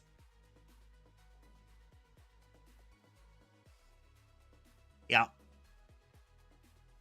That's also why, for a similar reason, where you might not be able to see it clearly because you're looking at it in... no, you're looking at it in widescreen. Oh, I'm sorry. You can't see the screen. The mobile flag up here is maximum compatibility. So I want to be able to deploy this on different platforms, not because I'm planning some sort of like release it on all platforms at once kind of thing. Trying to release on Apple early would be a nightmare. Apple is not a friendly app deployment system. But I want to be able to choose how I deploy it. You know, maybe I'll try to set it up as like a, you know, it could be a Steam thing. It could be a compiled executable downloaded. It could be itch.io, those kind of things. I haven't planned that yet, but by basing it around maximum compatibility mode, I have that option going forward.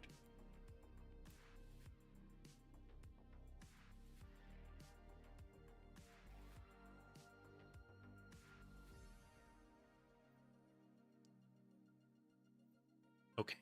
Okay. So now, in our collision zone, where did I put that?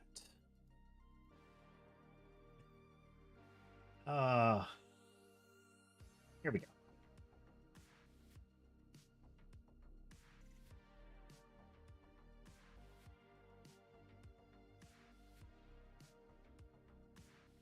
On area shape entered and body shape entered. Ideally, we won't need body shape entered once we're done. Is this working?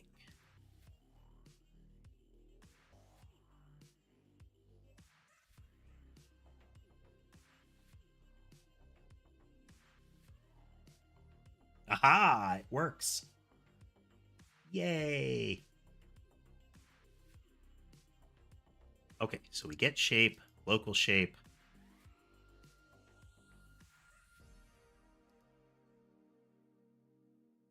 They both have circle shapes. They're overlapping. One sprite is the mouse. And other one sprite is... should be the blob. Yeah! Excellent. Excellent. It's exactly what we want. Hey there, is it Fandry or Fondry?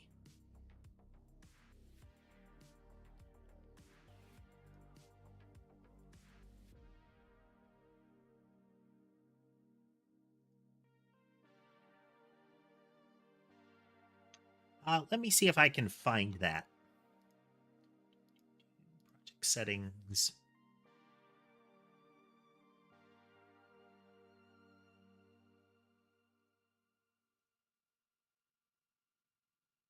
Looks like we're using OpenGL.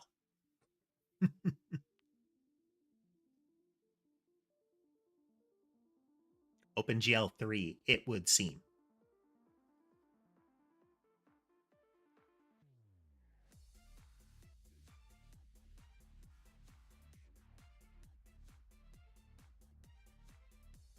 Making progress there, Drew. Okay, so we know what they are. We're calling collide on it. Does it have collide? Mob body should have collide.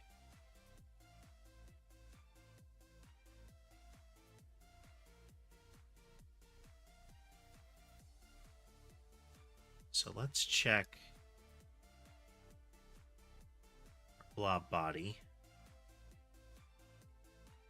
We have hurtable hurt in it. Let's look at the mouse body.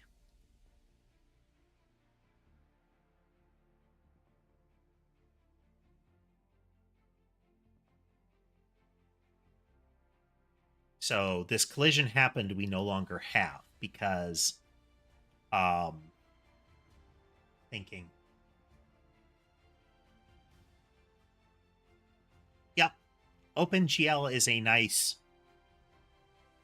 I mean, it's kind of, how would I put it? Low-level basic stuff. Like if you just started from nothing, you need to get libraries and whatnot to get rolling, or try to code against the API directly, which is, you know, that's possible. It's just, why would you? But because of that, it means that it's easy to adopt. Like it's a framework that those drivers can work on in the background.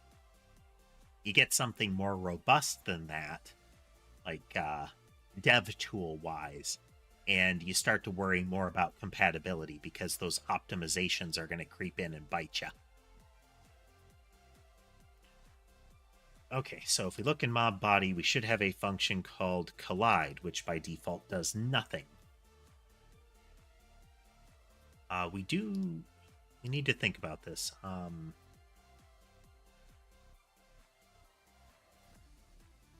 We'll think about that later. Body, we're going to take this collide function, we're going to override it in the mouse.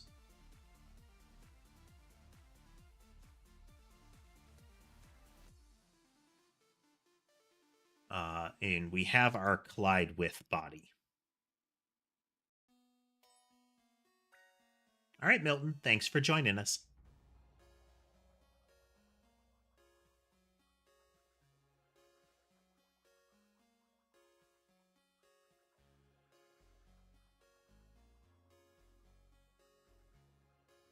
Okay, we create an attack.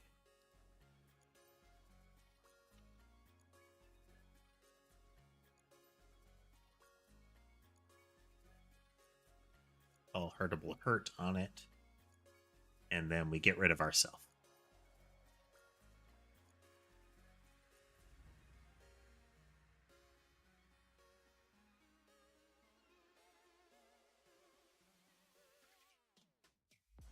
These mouse objects are automatically aiming at a mob body in the world. Okay, the blobs aren't reacting to hurtable hurt, but that's... I just have to do that. Yeah.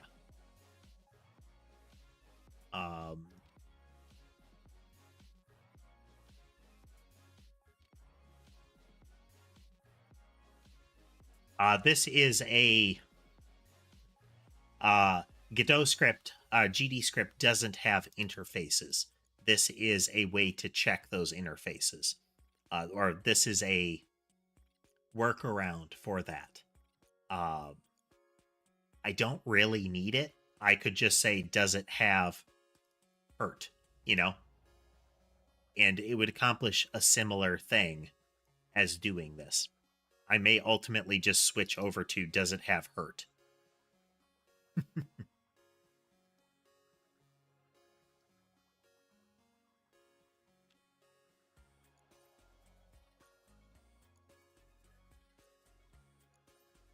Oop.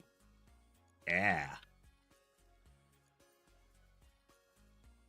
Oh man. I don't know if I haven't counted or kept track of it. Let's see here. Is there a way to get that?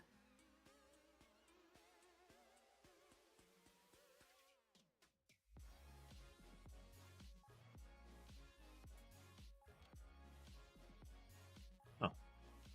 I'll have to use that next time.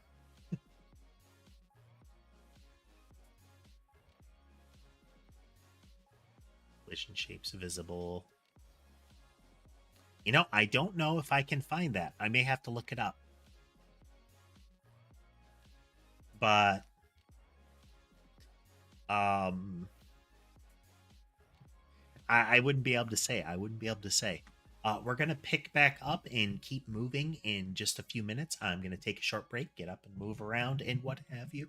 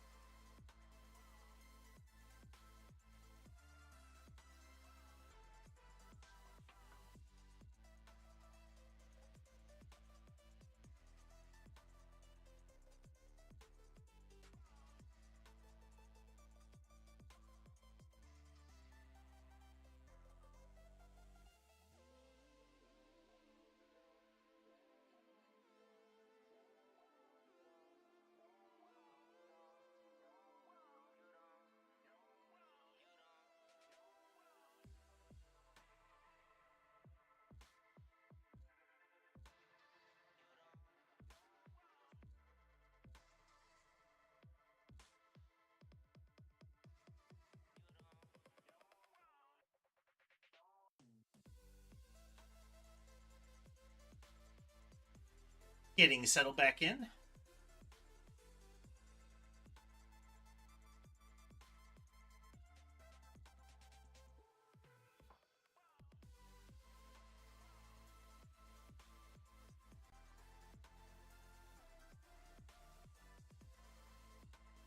Hopping up the beverage.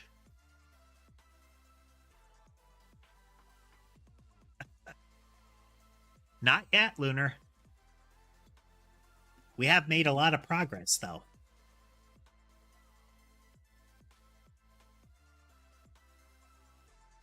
For the giggles, just a moment.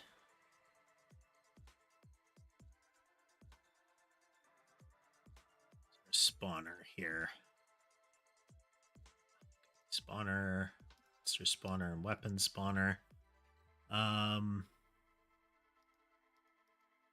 Let's make 10 blobs at once every second. And then for the homing mouse, we will do 3 groups of 1, 3, 3. Oh, 4 groups of 4.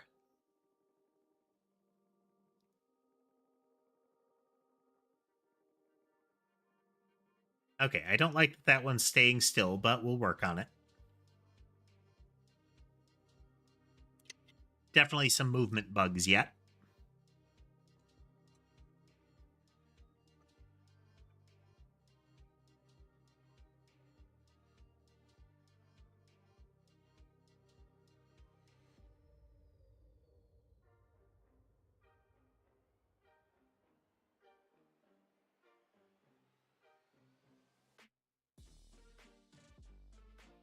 Per Drew's point, that's not right.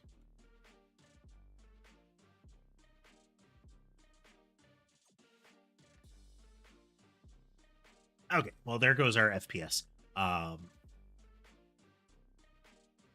look at our camera. We're going to zoom out to 0.1.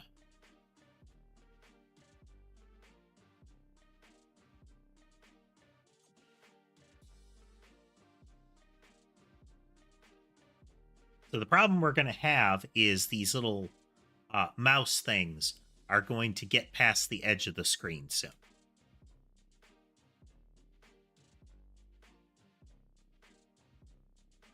A great deal of how they're working is not working how it's supposed to at the moment, but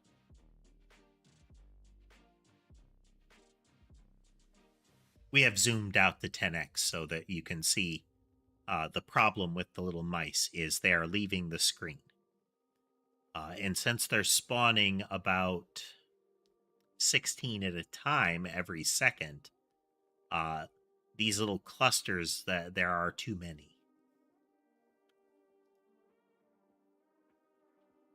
So the next thing we need to do is we need to go into these collision zones, and we need to set up kill zones for them.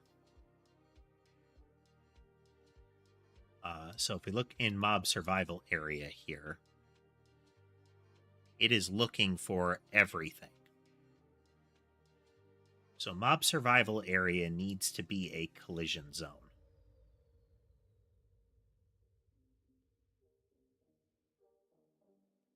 Yes, you couldn't see it, but there are 4 giant boxes. This is the kill zone.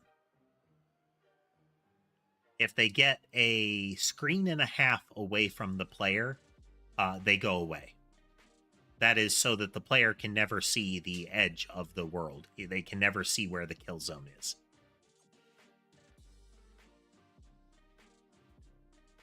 Otherwise, you will run into the kill zone. Oh, you'll be able to see it. Okay, we're going to change type. Such that it will be a collision zone.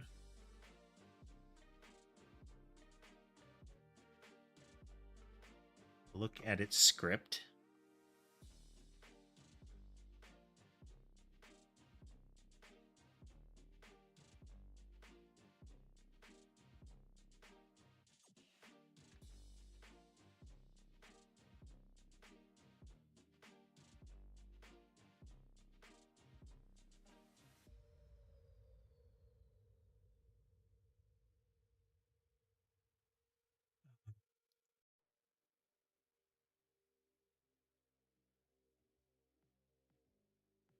Where was I doing that?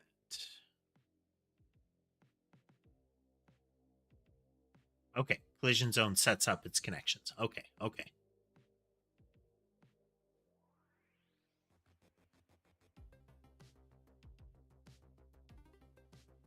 Local mob will collide, but local mob is not a mob body. The collision zones are not mob bodies.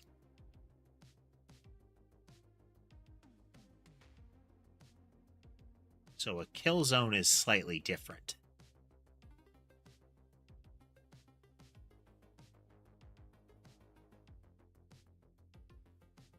I don't want to have to replicate this.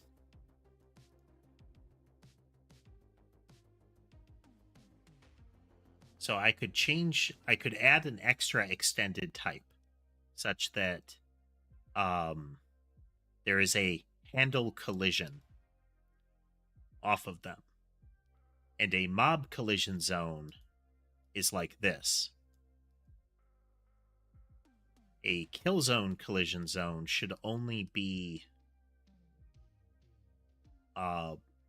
where it doesn't care what that area is. Now, alternately, I could make these mob bodies, and they could have their collide with logic. But if I make them mob bodies, then they have a bunch of baggage that they don't need. They're vectors and what have you. That might be a good way to short circuit it for now. But again, lots of needless baggage.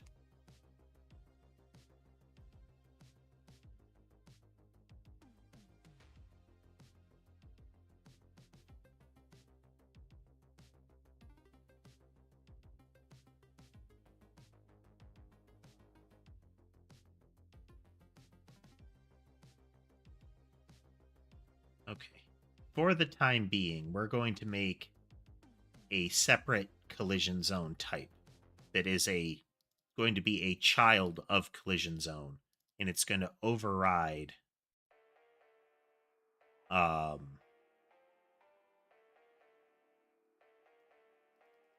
shape entered,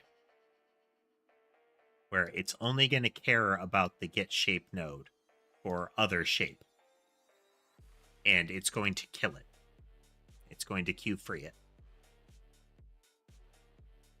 There are better ways that we will ultimately go about this. We will take that object and we could cycle it around. We could put it through the other end of the screen. But for the time being, if it touches a kill zone, it will be removed. Okay.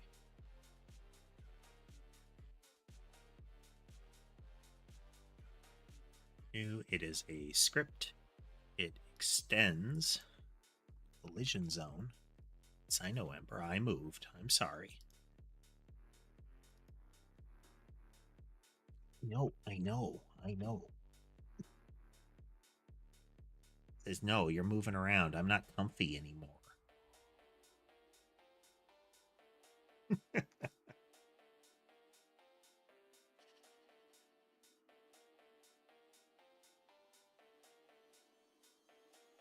Okay, if we look at kill zone, it extends collision zone. It doesn't need anything other than on shape entered.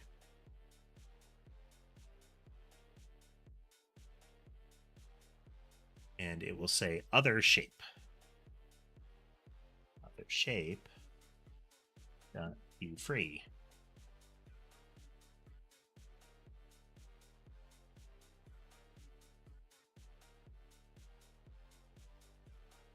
To change its type, it is a kill zone. Oh, no, we've got a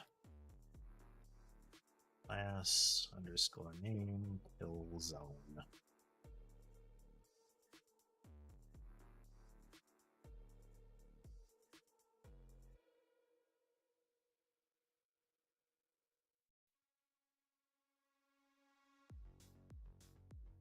So again, flaw with the projectiles. We're going to have to revisit those. But anything that gets to this point should be going away.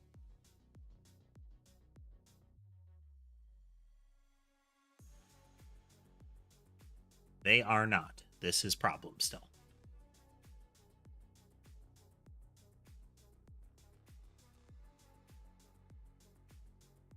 Inspector, it's collision. It is looking for anything.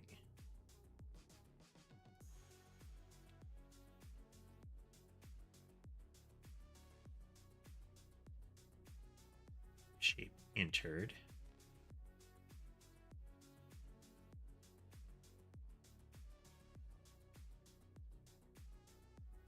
Okay, we're gonna take the blob spawner and we will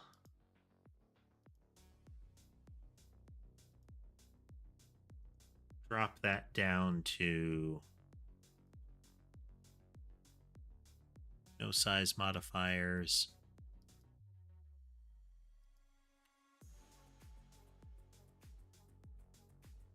And its spawn interval will be a great big number. Homing mouse.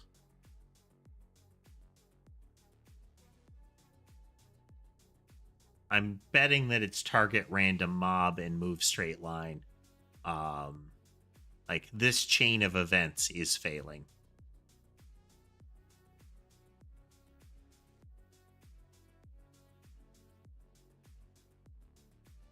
But we'll have to fix that later. Its movement will do 300, so it gets to the edge really fast. We will remove movement modifiers.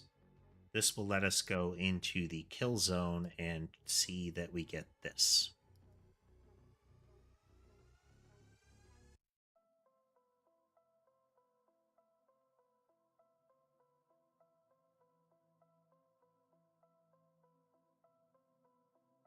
Did not collide. Okay.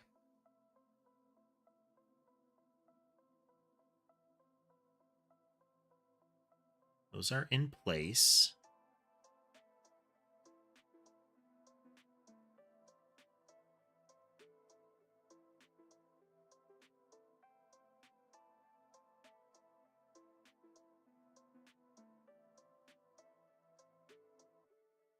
Need that.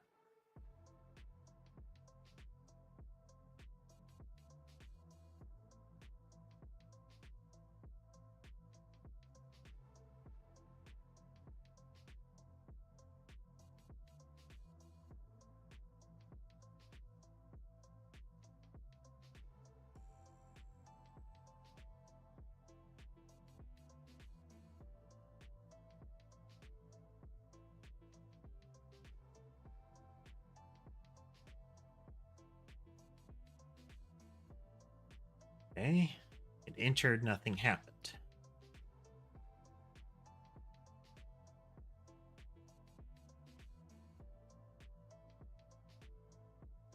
Why did that get readied 4 times?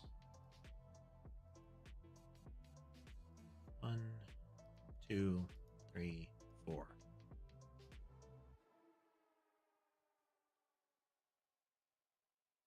Vote for game.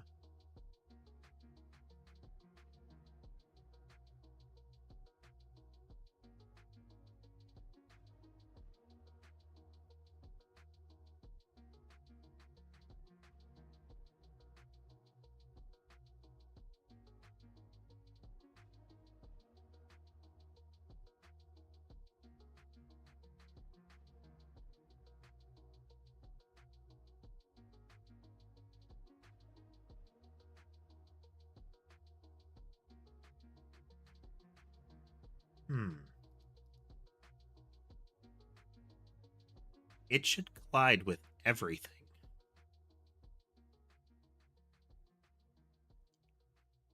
Particular.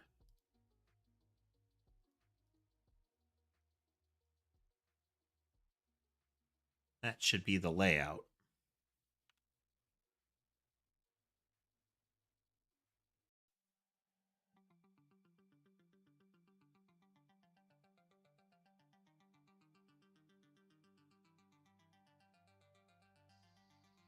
That one, and we have this one.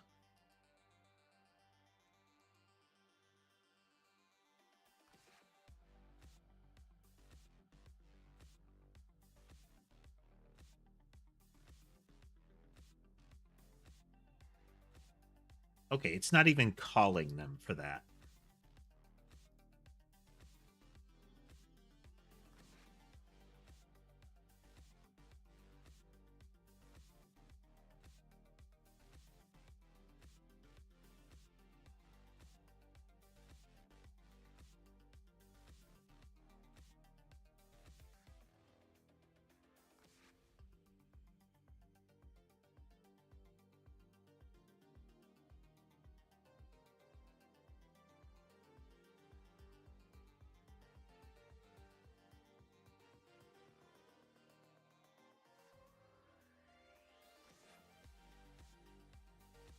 Let's look at our code.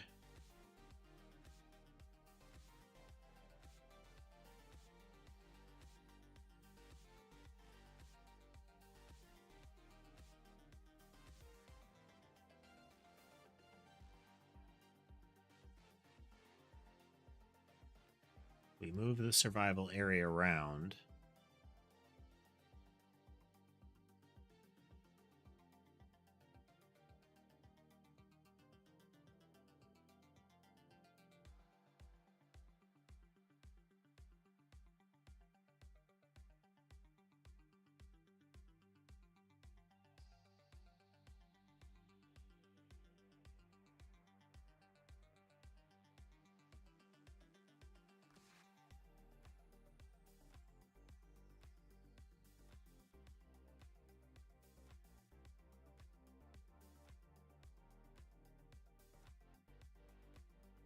But why?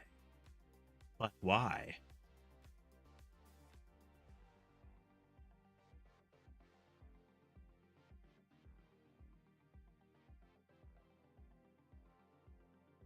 Oh no, okay, this should get spawned. This should get triggered 3 times. Because there are 3 zones. So the first one...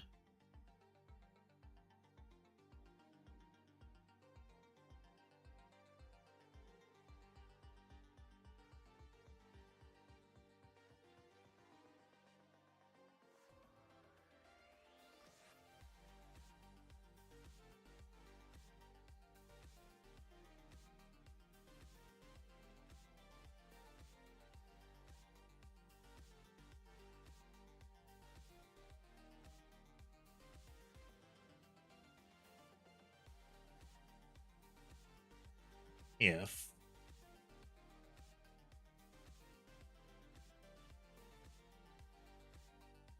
No, it's still not... It's just not colliding.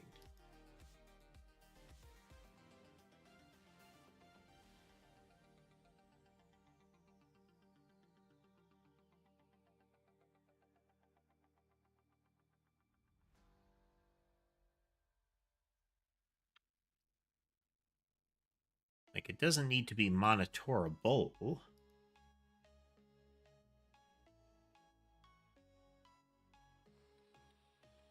But let's put that in there. Other things could look at it.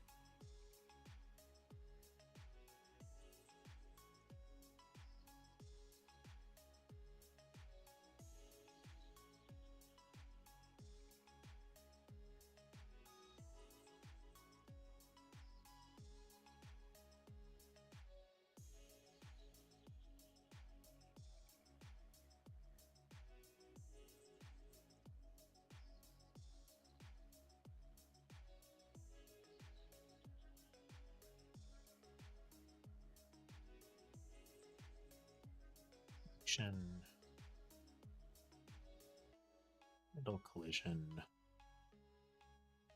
B.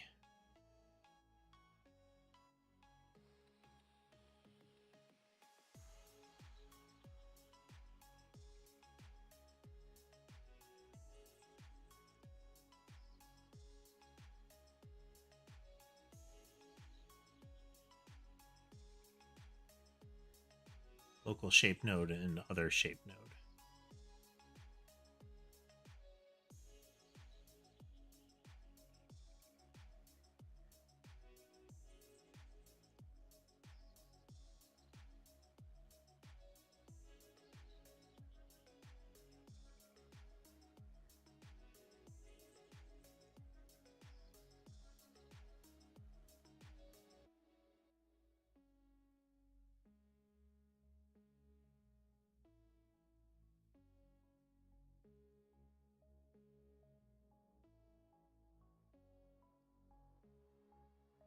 only know that these are...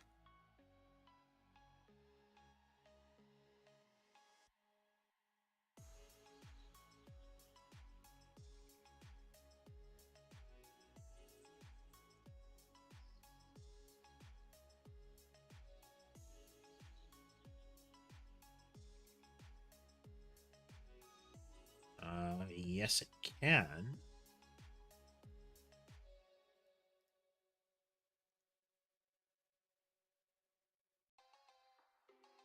It's like we can't use subtypes here.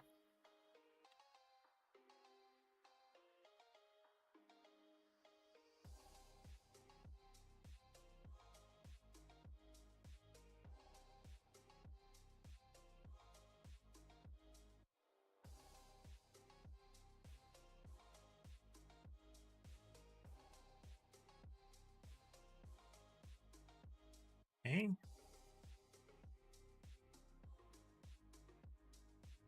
So instead, we are going to override handle collision in the kill zone.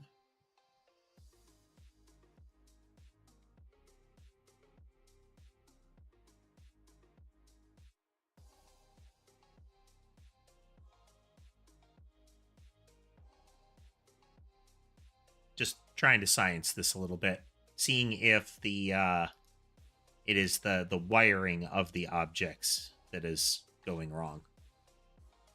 The event attaching. Nope, that is not. I like this structure better, at least.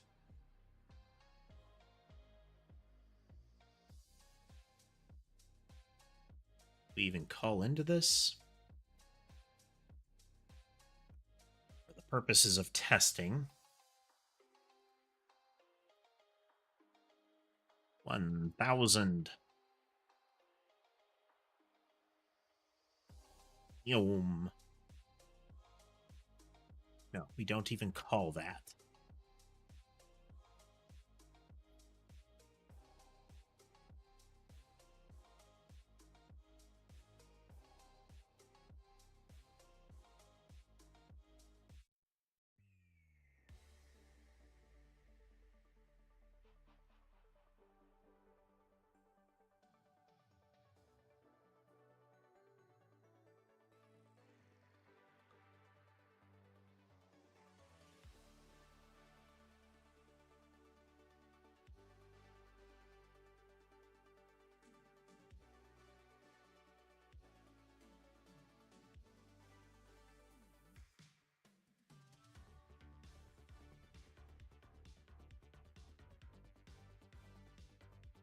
Save, rename.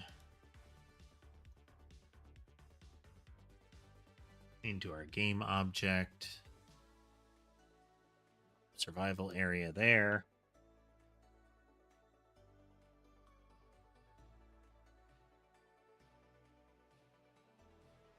Nope.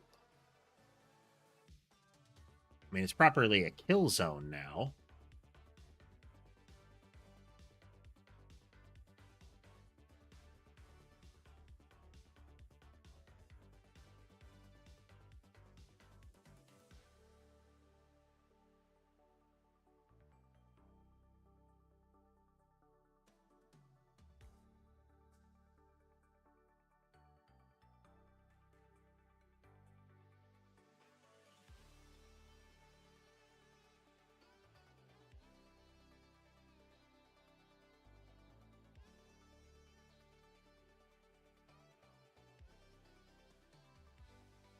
Wait a minute.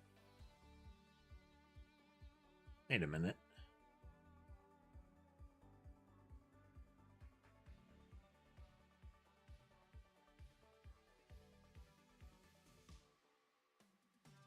Okay, that should still work.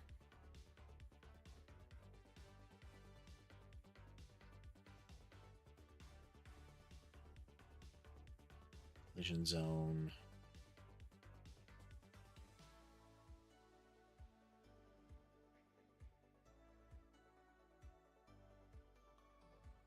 Okay, this collision zone is properly wired.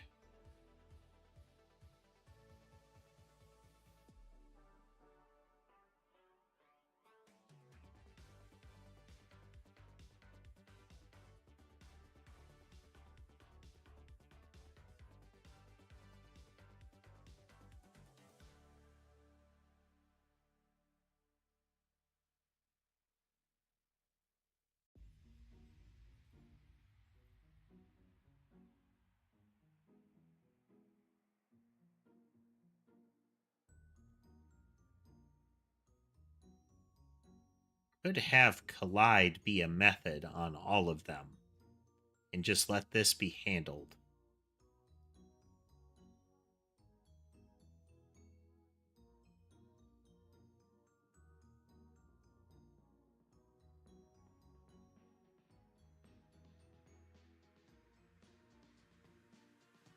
Okay, so this should be our kill zone here.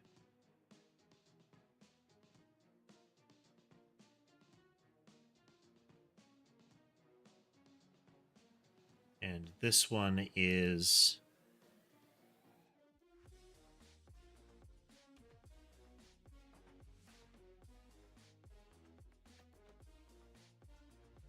This is our enemy zone.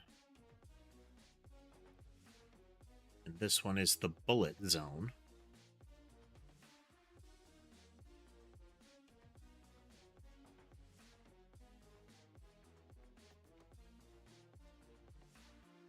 Let's further this test here. We are going to go into our blob spawner and set it to 1 a second, just like the other.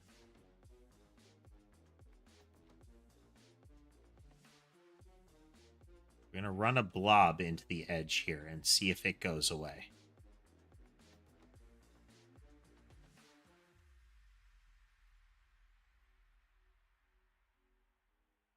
Okay, blobs are being wiped out. Blobs are being wiped out. You can see them right here. Oop. Oop.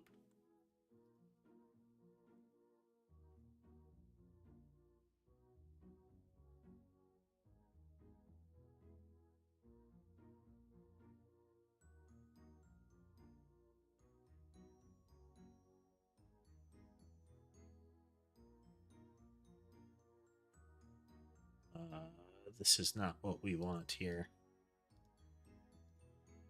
Get a blob spawner, set it back to that.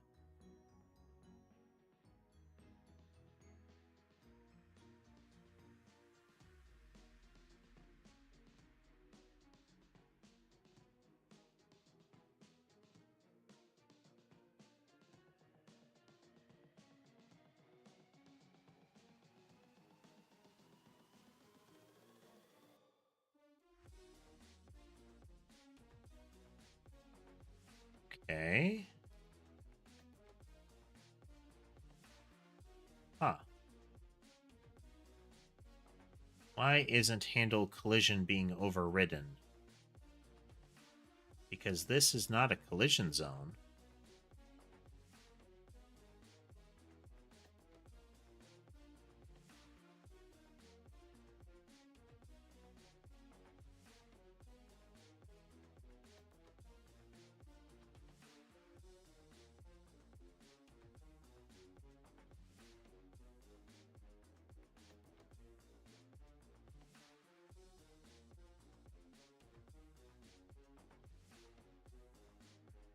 That's correct.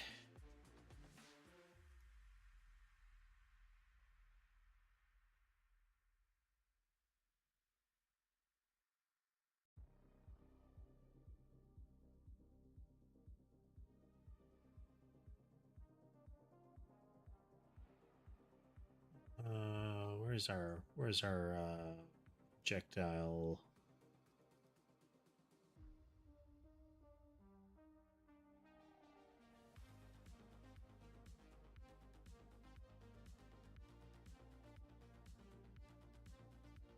It's 2, it's type bullet, but that doesn't seem right.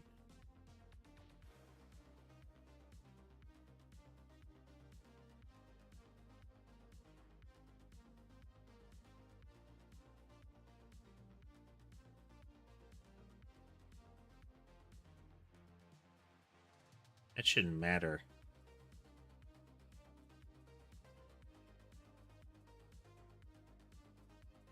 Bullet collision zone. Oh.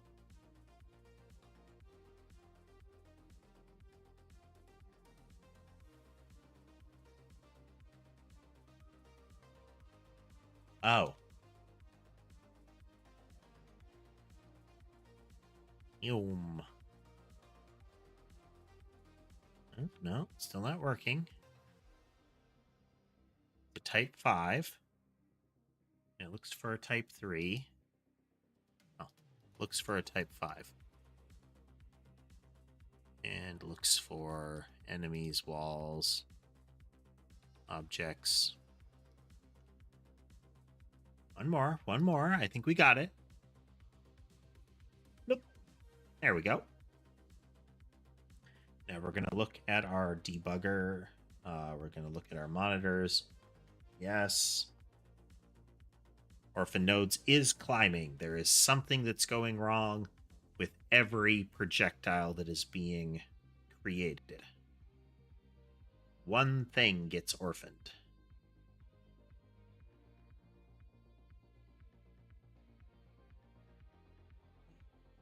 Our nodes and our resources are cycling about correctly here.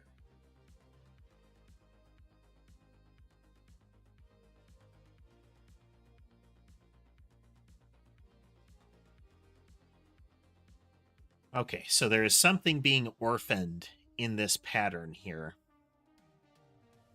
One at a time.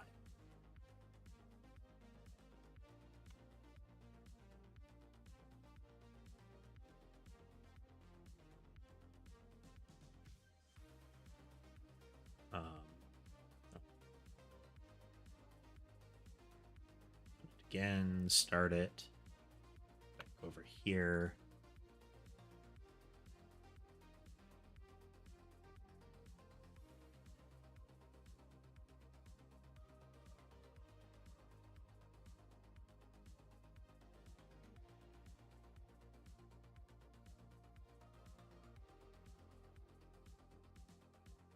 Oh, no, this is not what I wanted here. Oh. It's weird that there are two.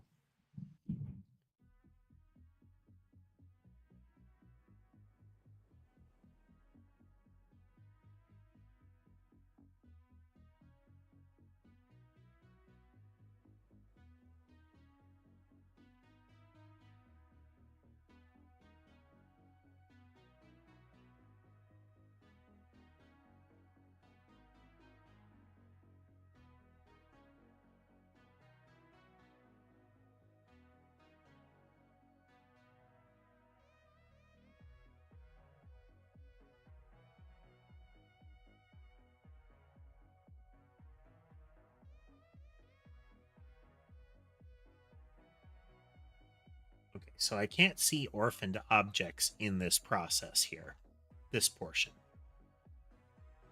We can see that there are multiple getting created here.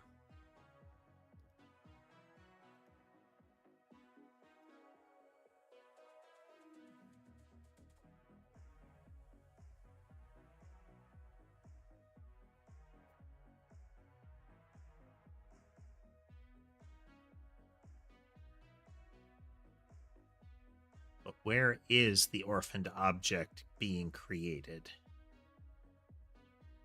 I thought there was a way to track that.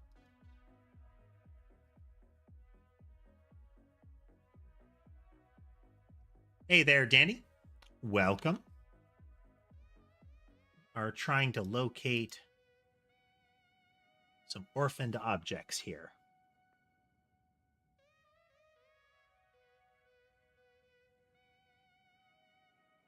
We're doing well. We're doing well.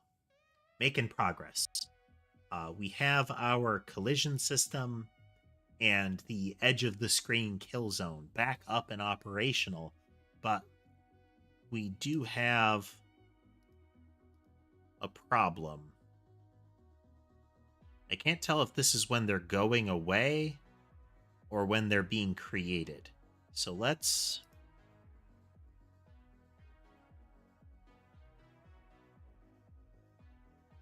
we go here.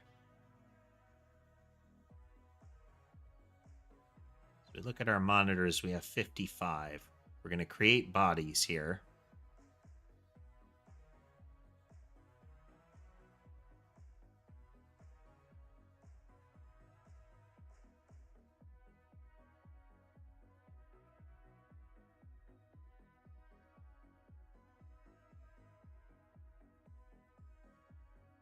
56. So that's after creation.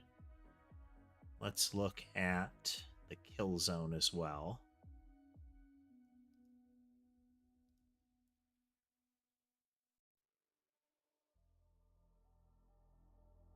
Oh, I haven't reactivated that. There was a period where I had Twitch affiliate, Danny, and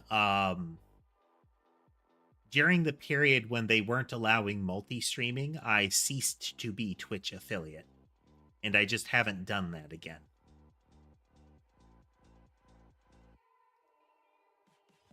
Six. As of right now, we're at 57. Okay, I think it's during the creation process that this is happening. So in create mob bodies, we're going to enter here, and we're going to see if we can spot when it goes wrong. Click. Okay. So we look at our monitors. We have no orphan nodes.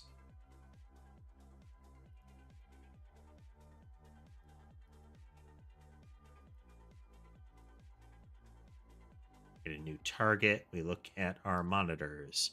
Still nothing. I wish I could do my stack trace at the same time. Okay. We create mob body. Nothing yet. We go through our movement templates.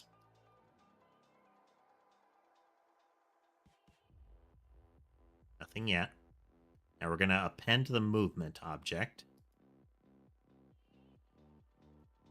Nothing yet. Still looking good. Now we do the movement, and we're going to look at our profiler again. Nothing yet. Now we're going through our position modifiers.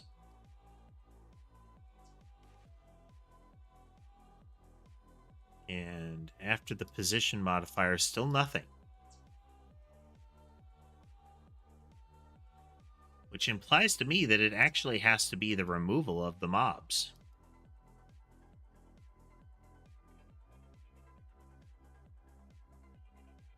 Okay.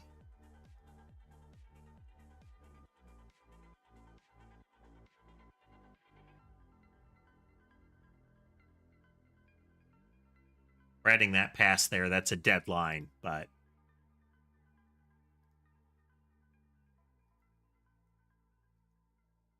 it should let us have an opportunity to step over. Okay, we just got 4 objects already.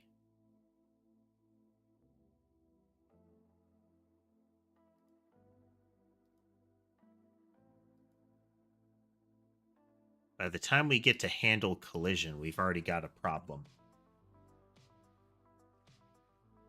Hey, where's our collision zone?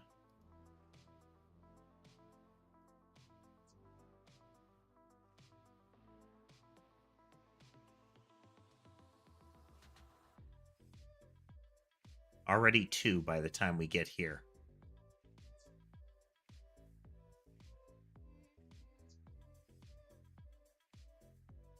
Okay. But how and when? How and when?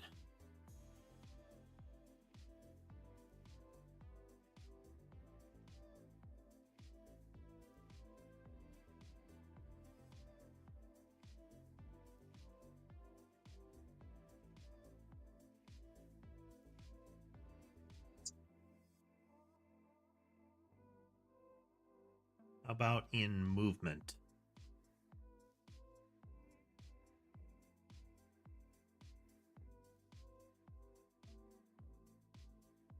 We have anywhere, so we have an add child going on here. We have add child going on there.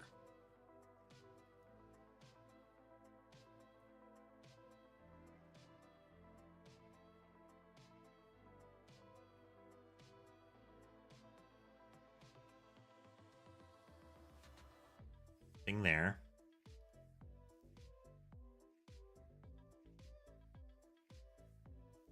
We instantiated it. We set it there.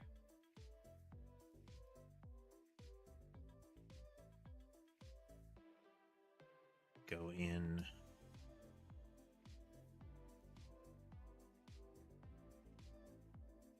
And no movement template set up there. That there's nothing in it.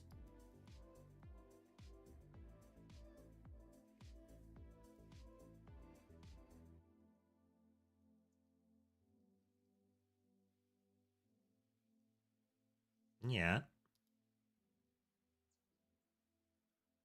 We're creating a whole new one. It's wasteful, but it still lets it operate properly, I think.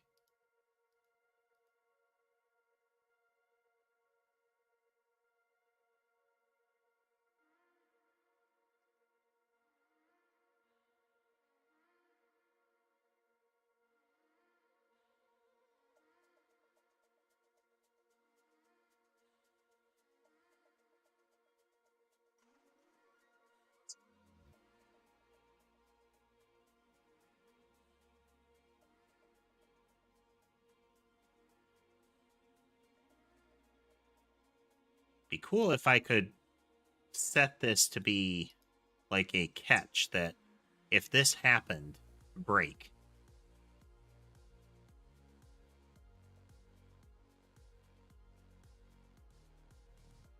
Doesn't seem like it's the creation of them.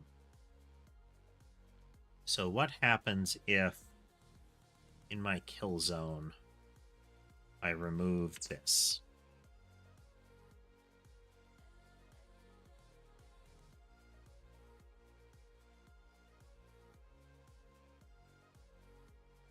Okay, it's not their removal.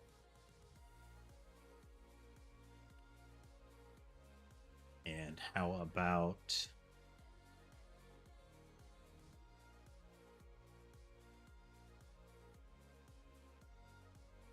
do it 10 times faster?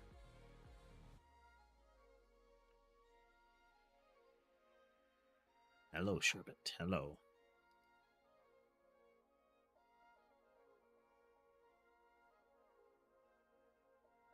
Every second it's going up by 10. There are some outliers there.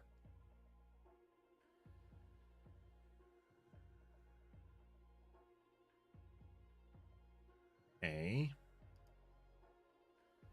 Is there anything in the mouse object that's causing that to happen?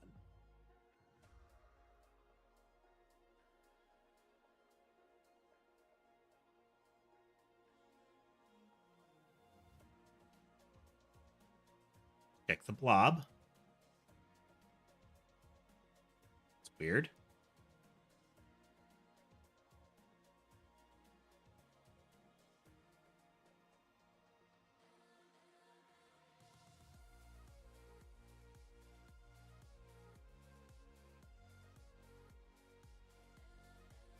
Okay.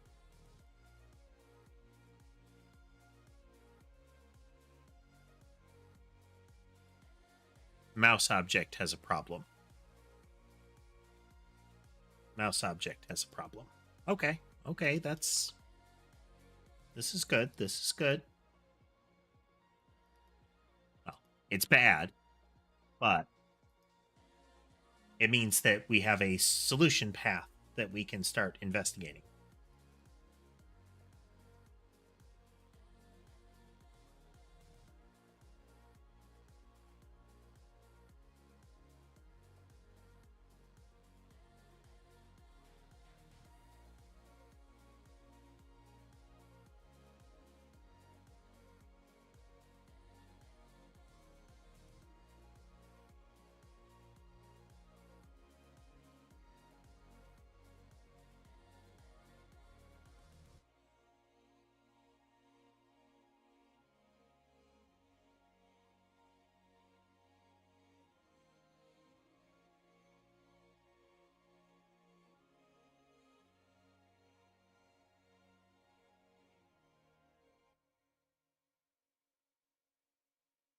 It's not in there.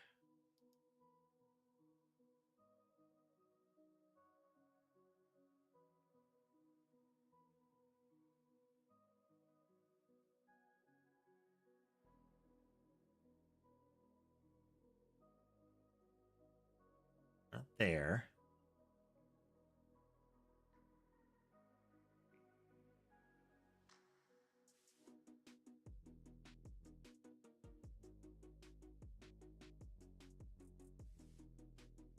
And it can't be in the movement logic here because then the blobs would do it too.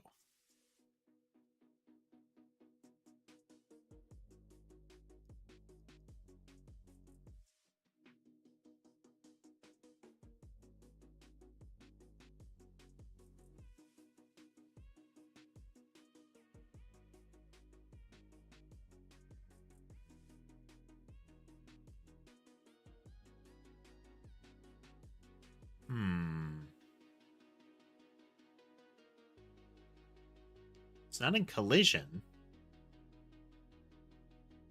It's not in process. Its mob body has something it was doing in process that's important. No. Then let's...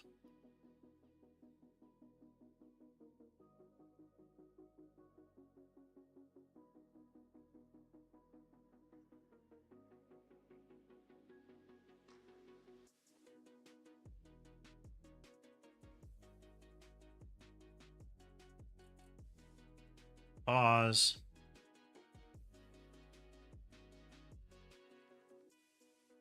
We currently have 2 bodies in the bullet collision zone.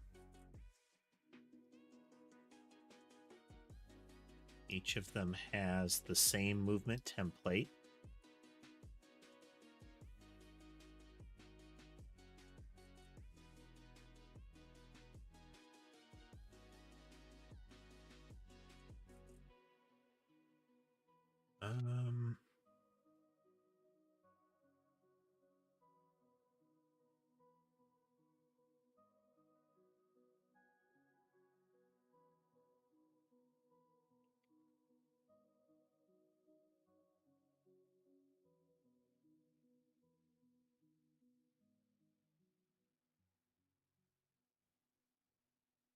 This is something different here.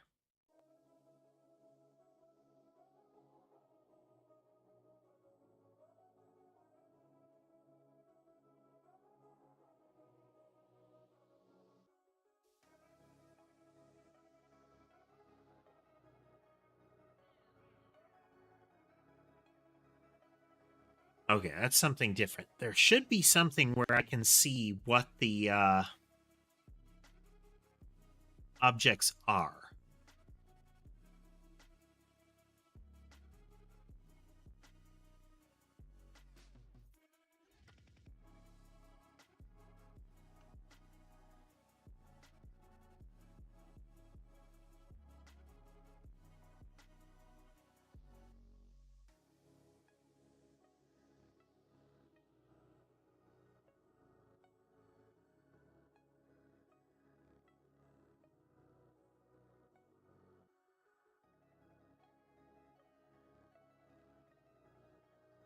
What?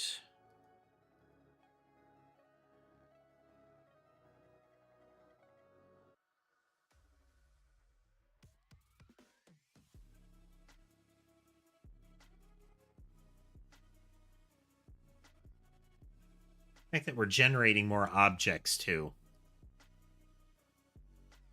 All right. All right. We're going to have to revisit this. We have a memory leak in the creation of the mouse objects. There is something wrong. Let's do one last eyeball of this.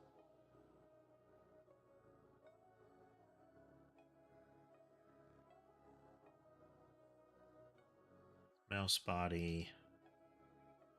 Doesn't seem to have anything to do with its collision logic here.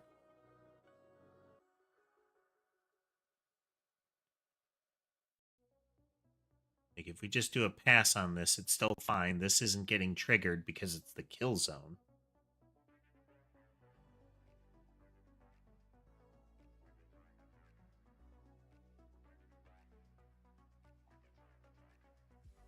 Is it the freeing logic?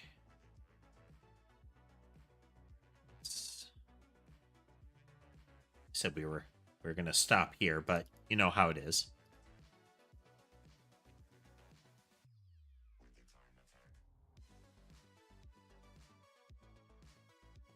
Okay, kill zone is not freeing anything. Okay, 1 per mouse created.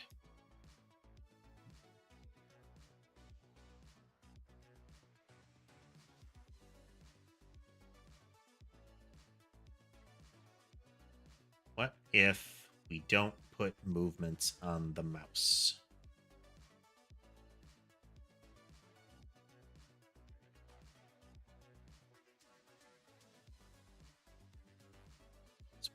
Factory, where's our spawner?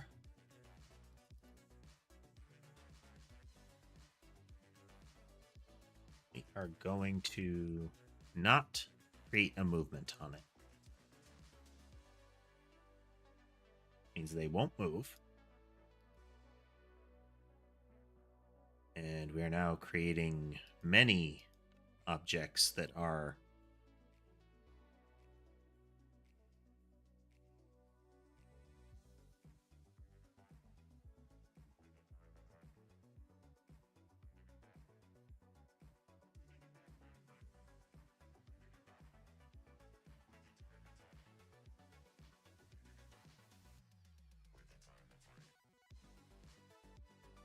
debugger, monitor.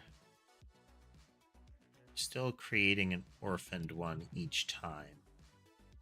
It implies to me that there's part of this that is the problem.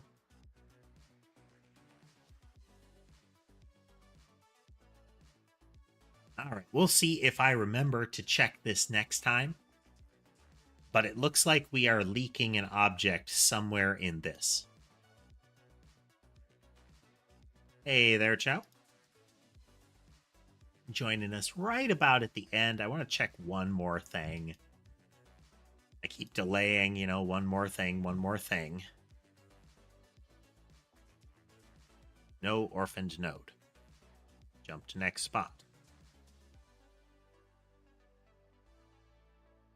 Still no orphaned node. Jump to here. Still nothing. All the way to the position mods.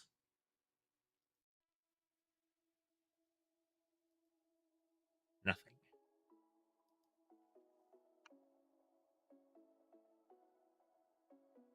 All the way to here.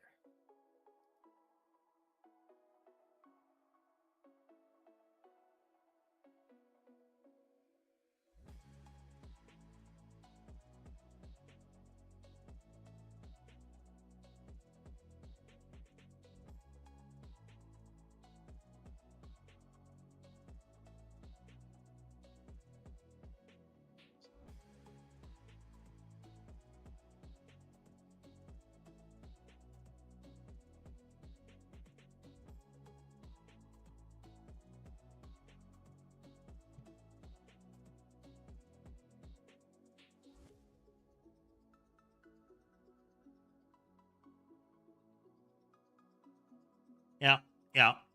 This is actually pretty uncommon. Sammy usually doesn't put up with them.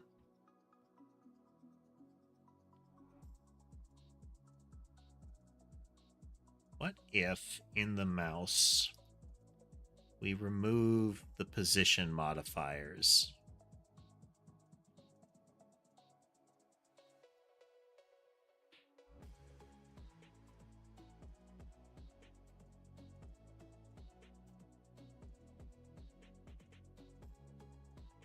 Okay, position modifiers are the problem.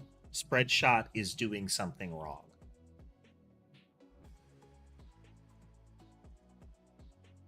Okay. I think we've got it. I think we've got it. We're gonna run a little bit long here, just because I want to see what we did wrong with spread shot. Honor.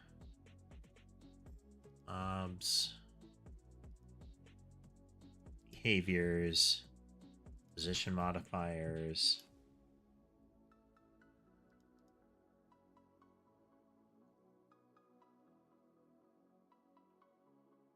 somewhere in here.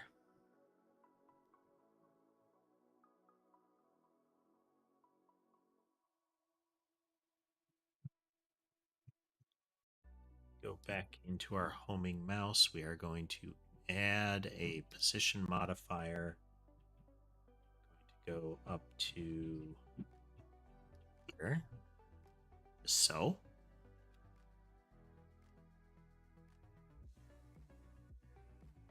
Okay, we're in the position modifier. Go to modifier, nothing orphaned yet. I'll run down to here.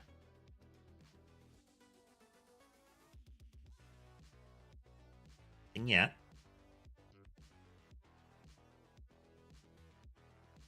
There's only one thing to modify. Makes sense, makes sense.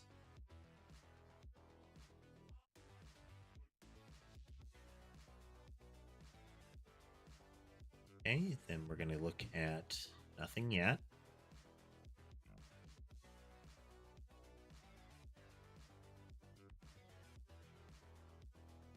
Created a target. Targets are not nodes anymore.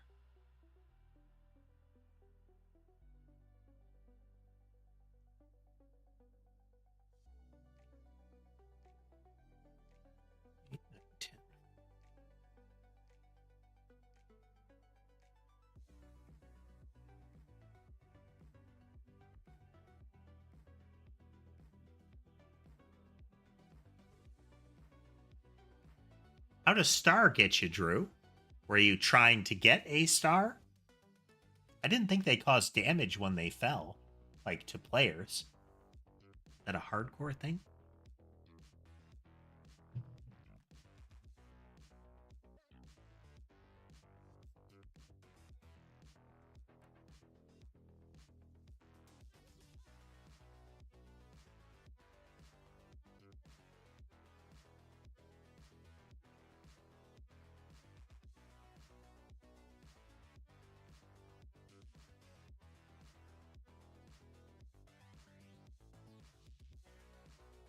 Okay, we got a little ahead of ourselves there.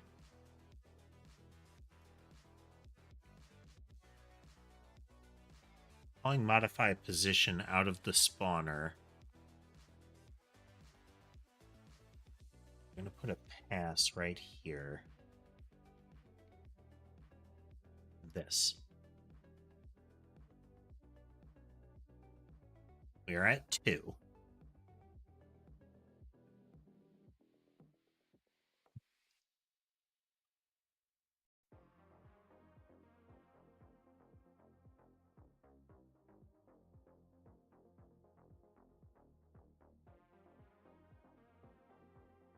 Three.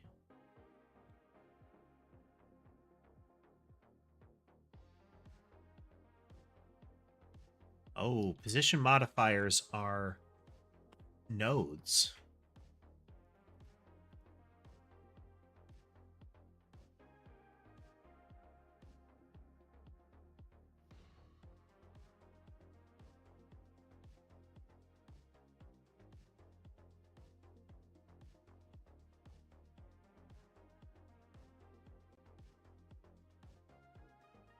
That was it. All right, Drew. Have a good time.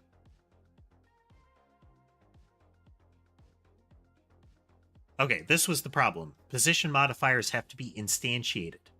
The same thing happens with movement templates, but we are appending them to a movement object. They are going into the tree. Position modifiers aren't. This is further reason to instantiate them once and keep them as a child of the spawner.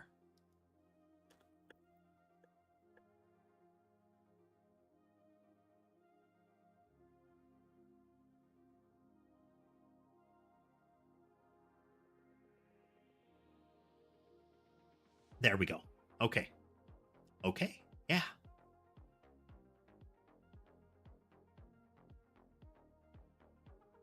Yep.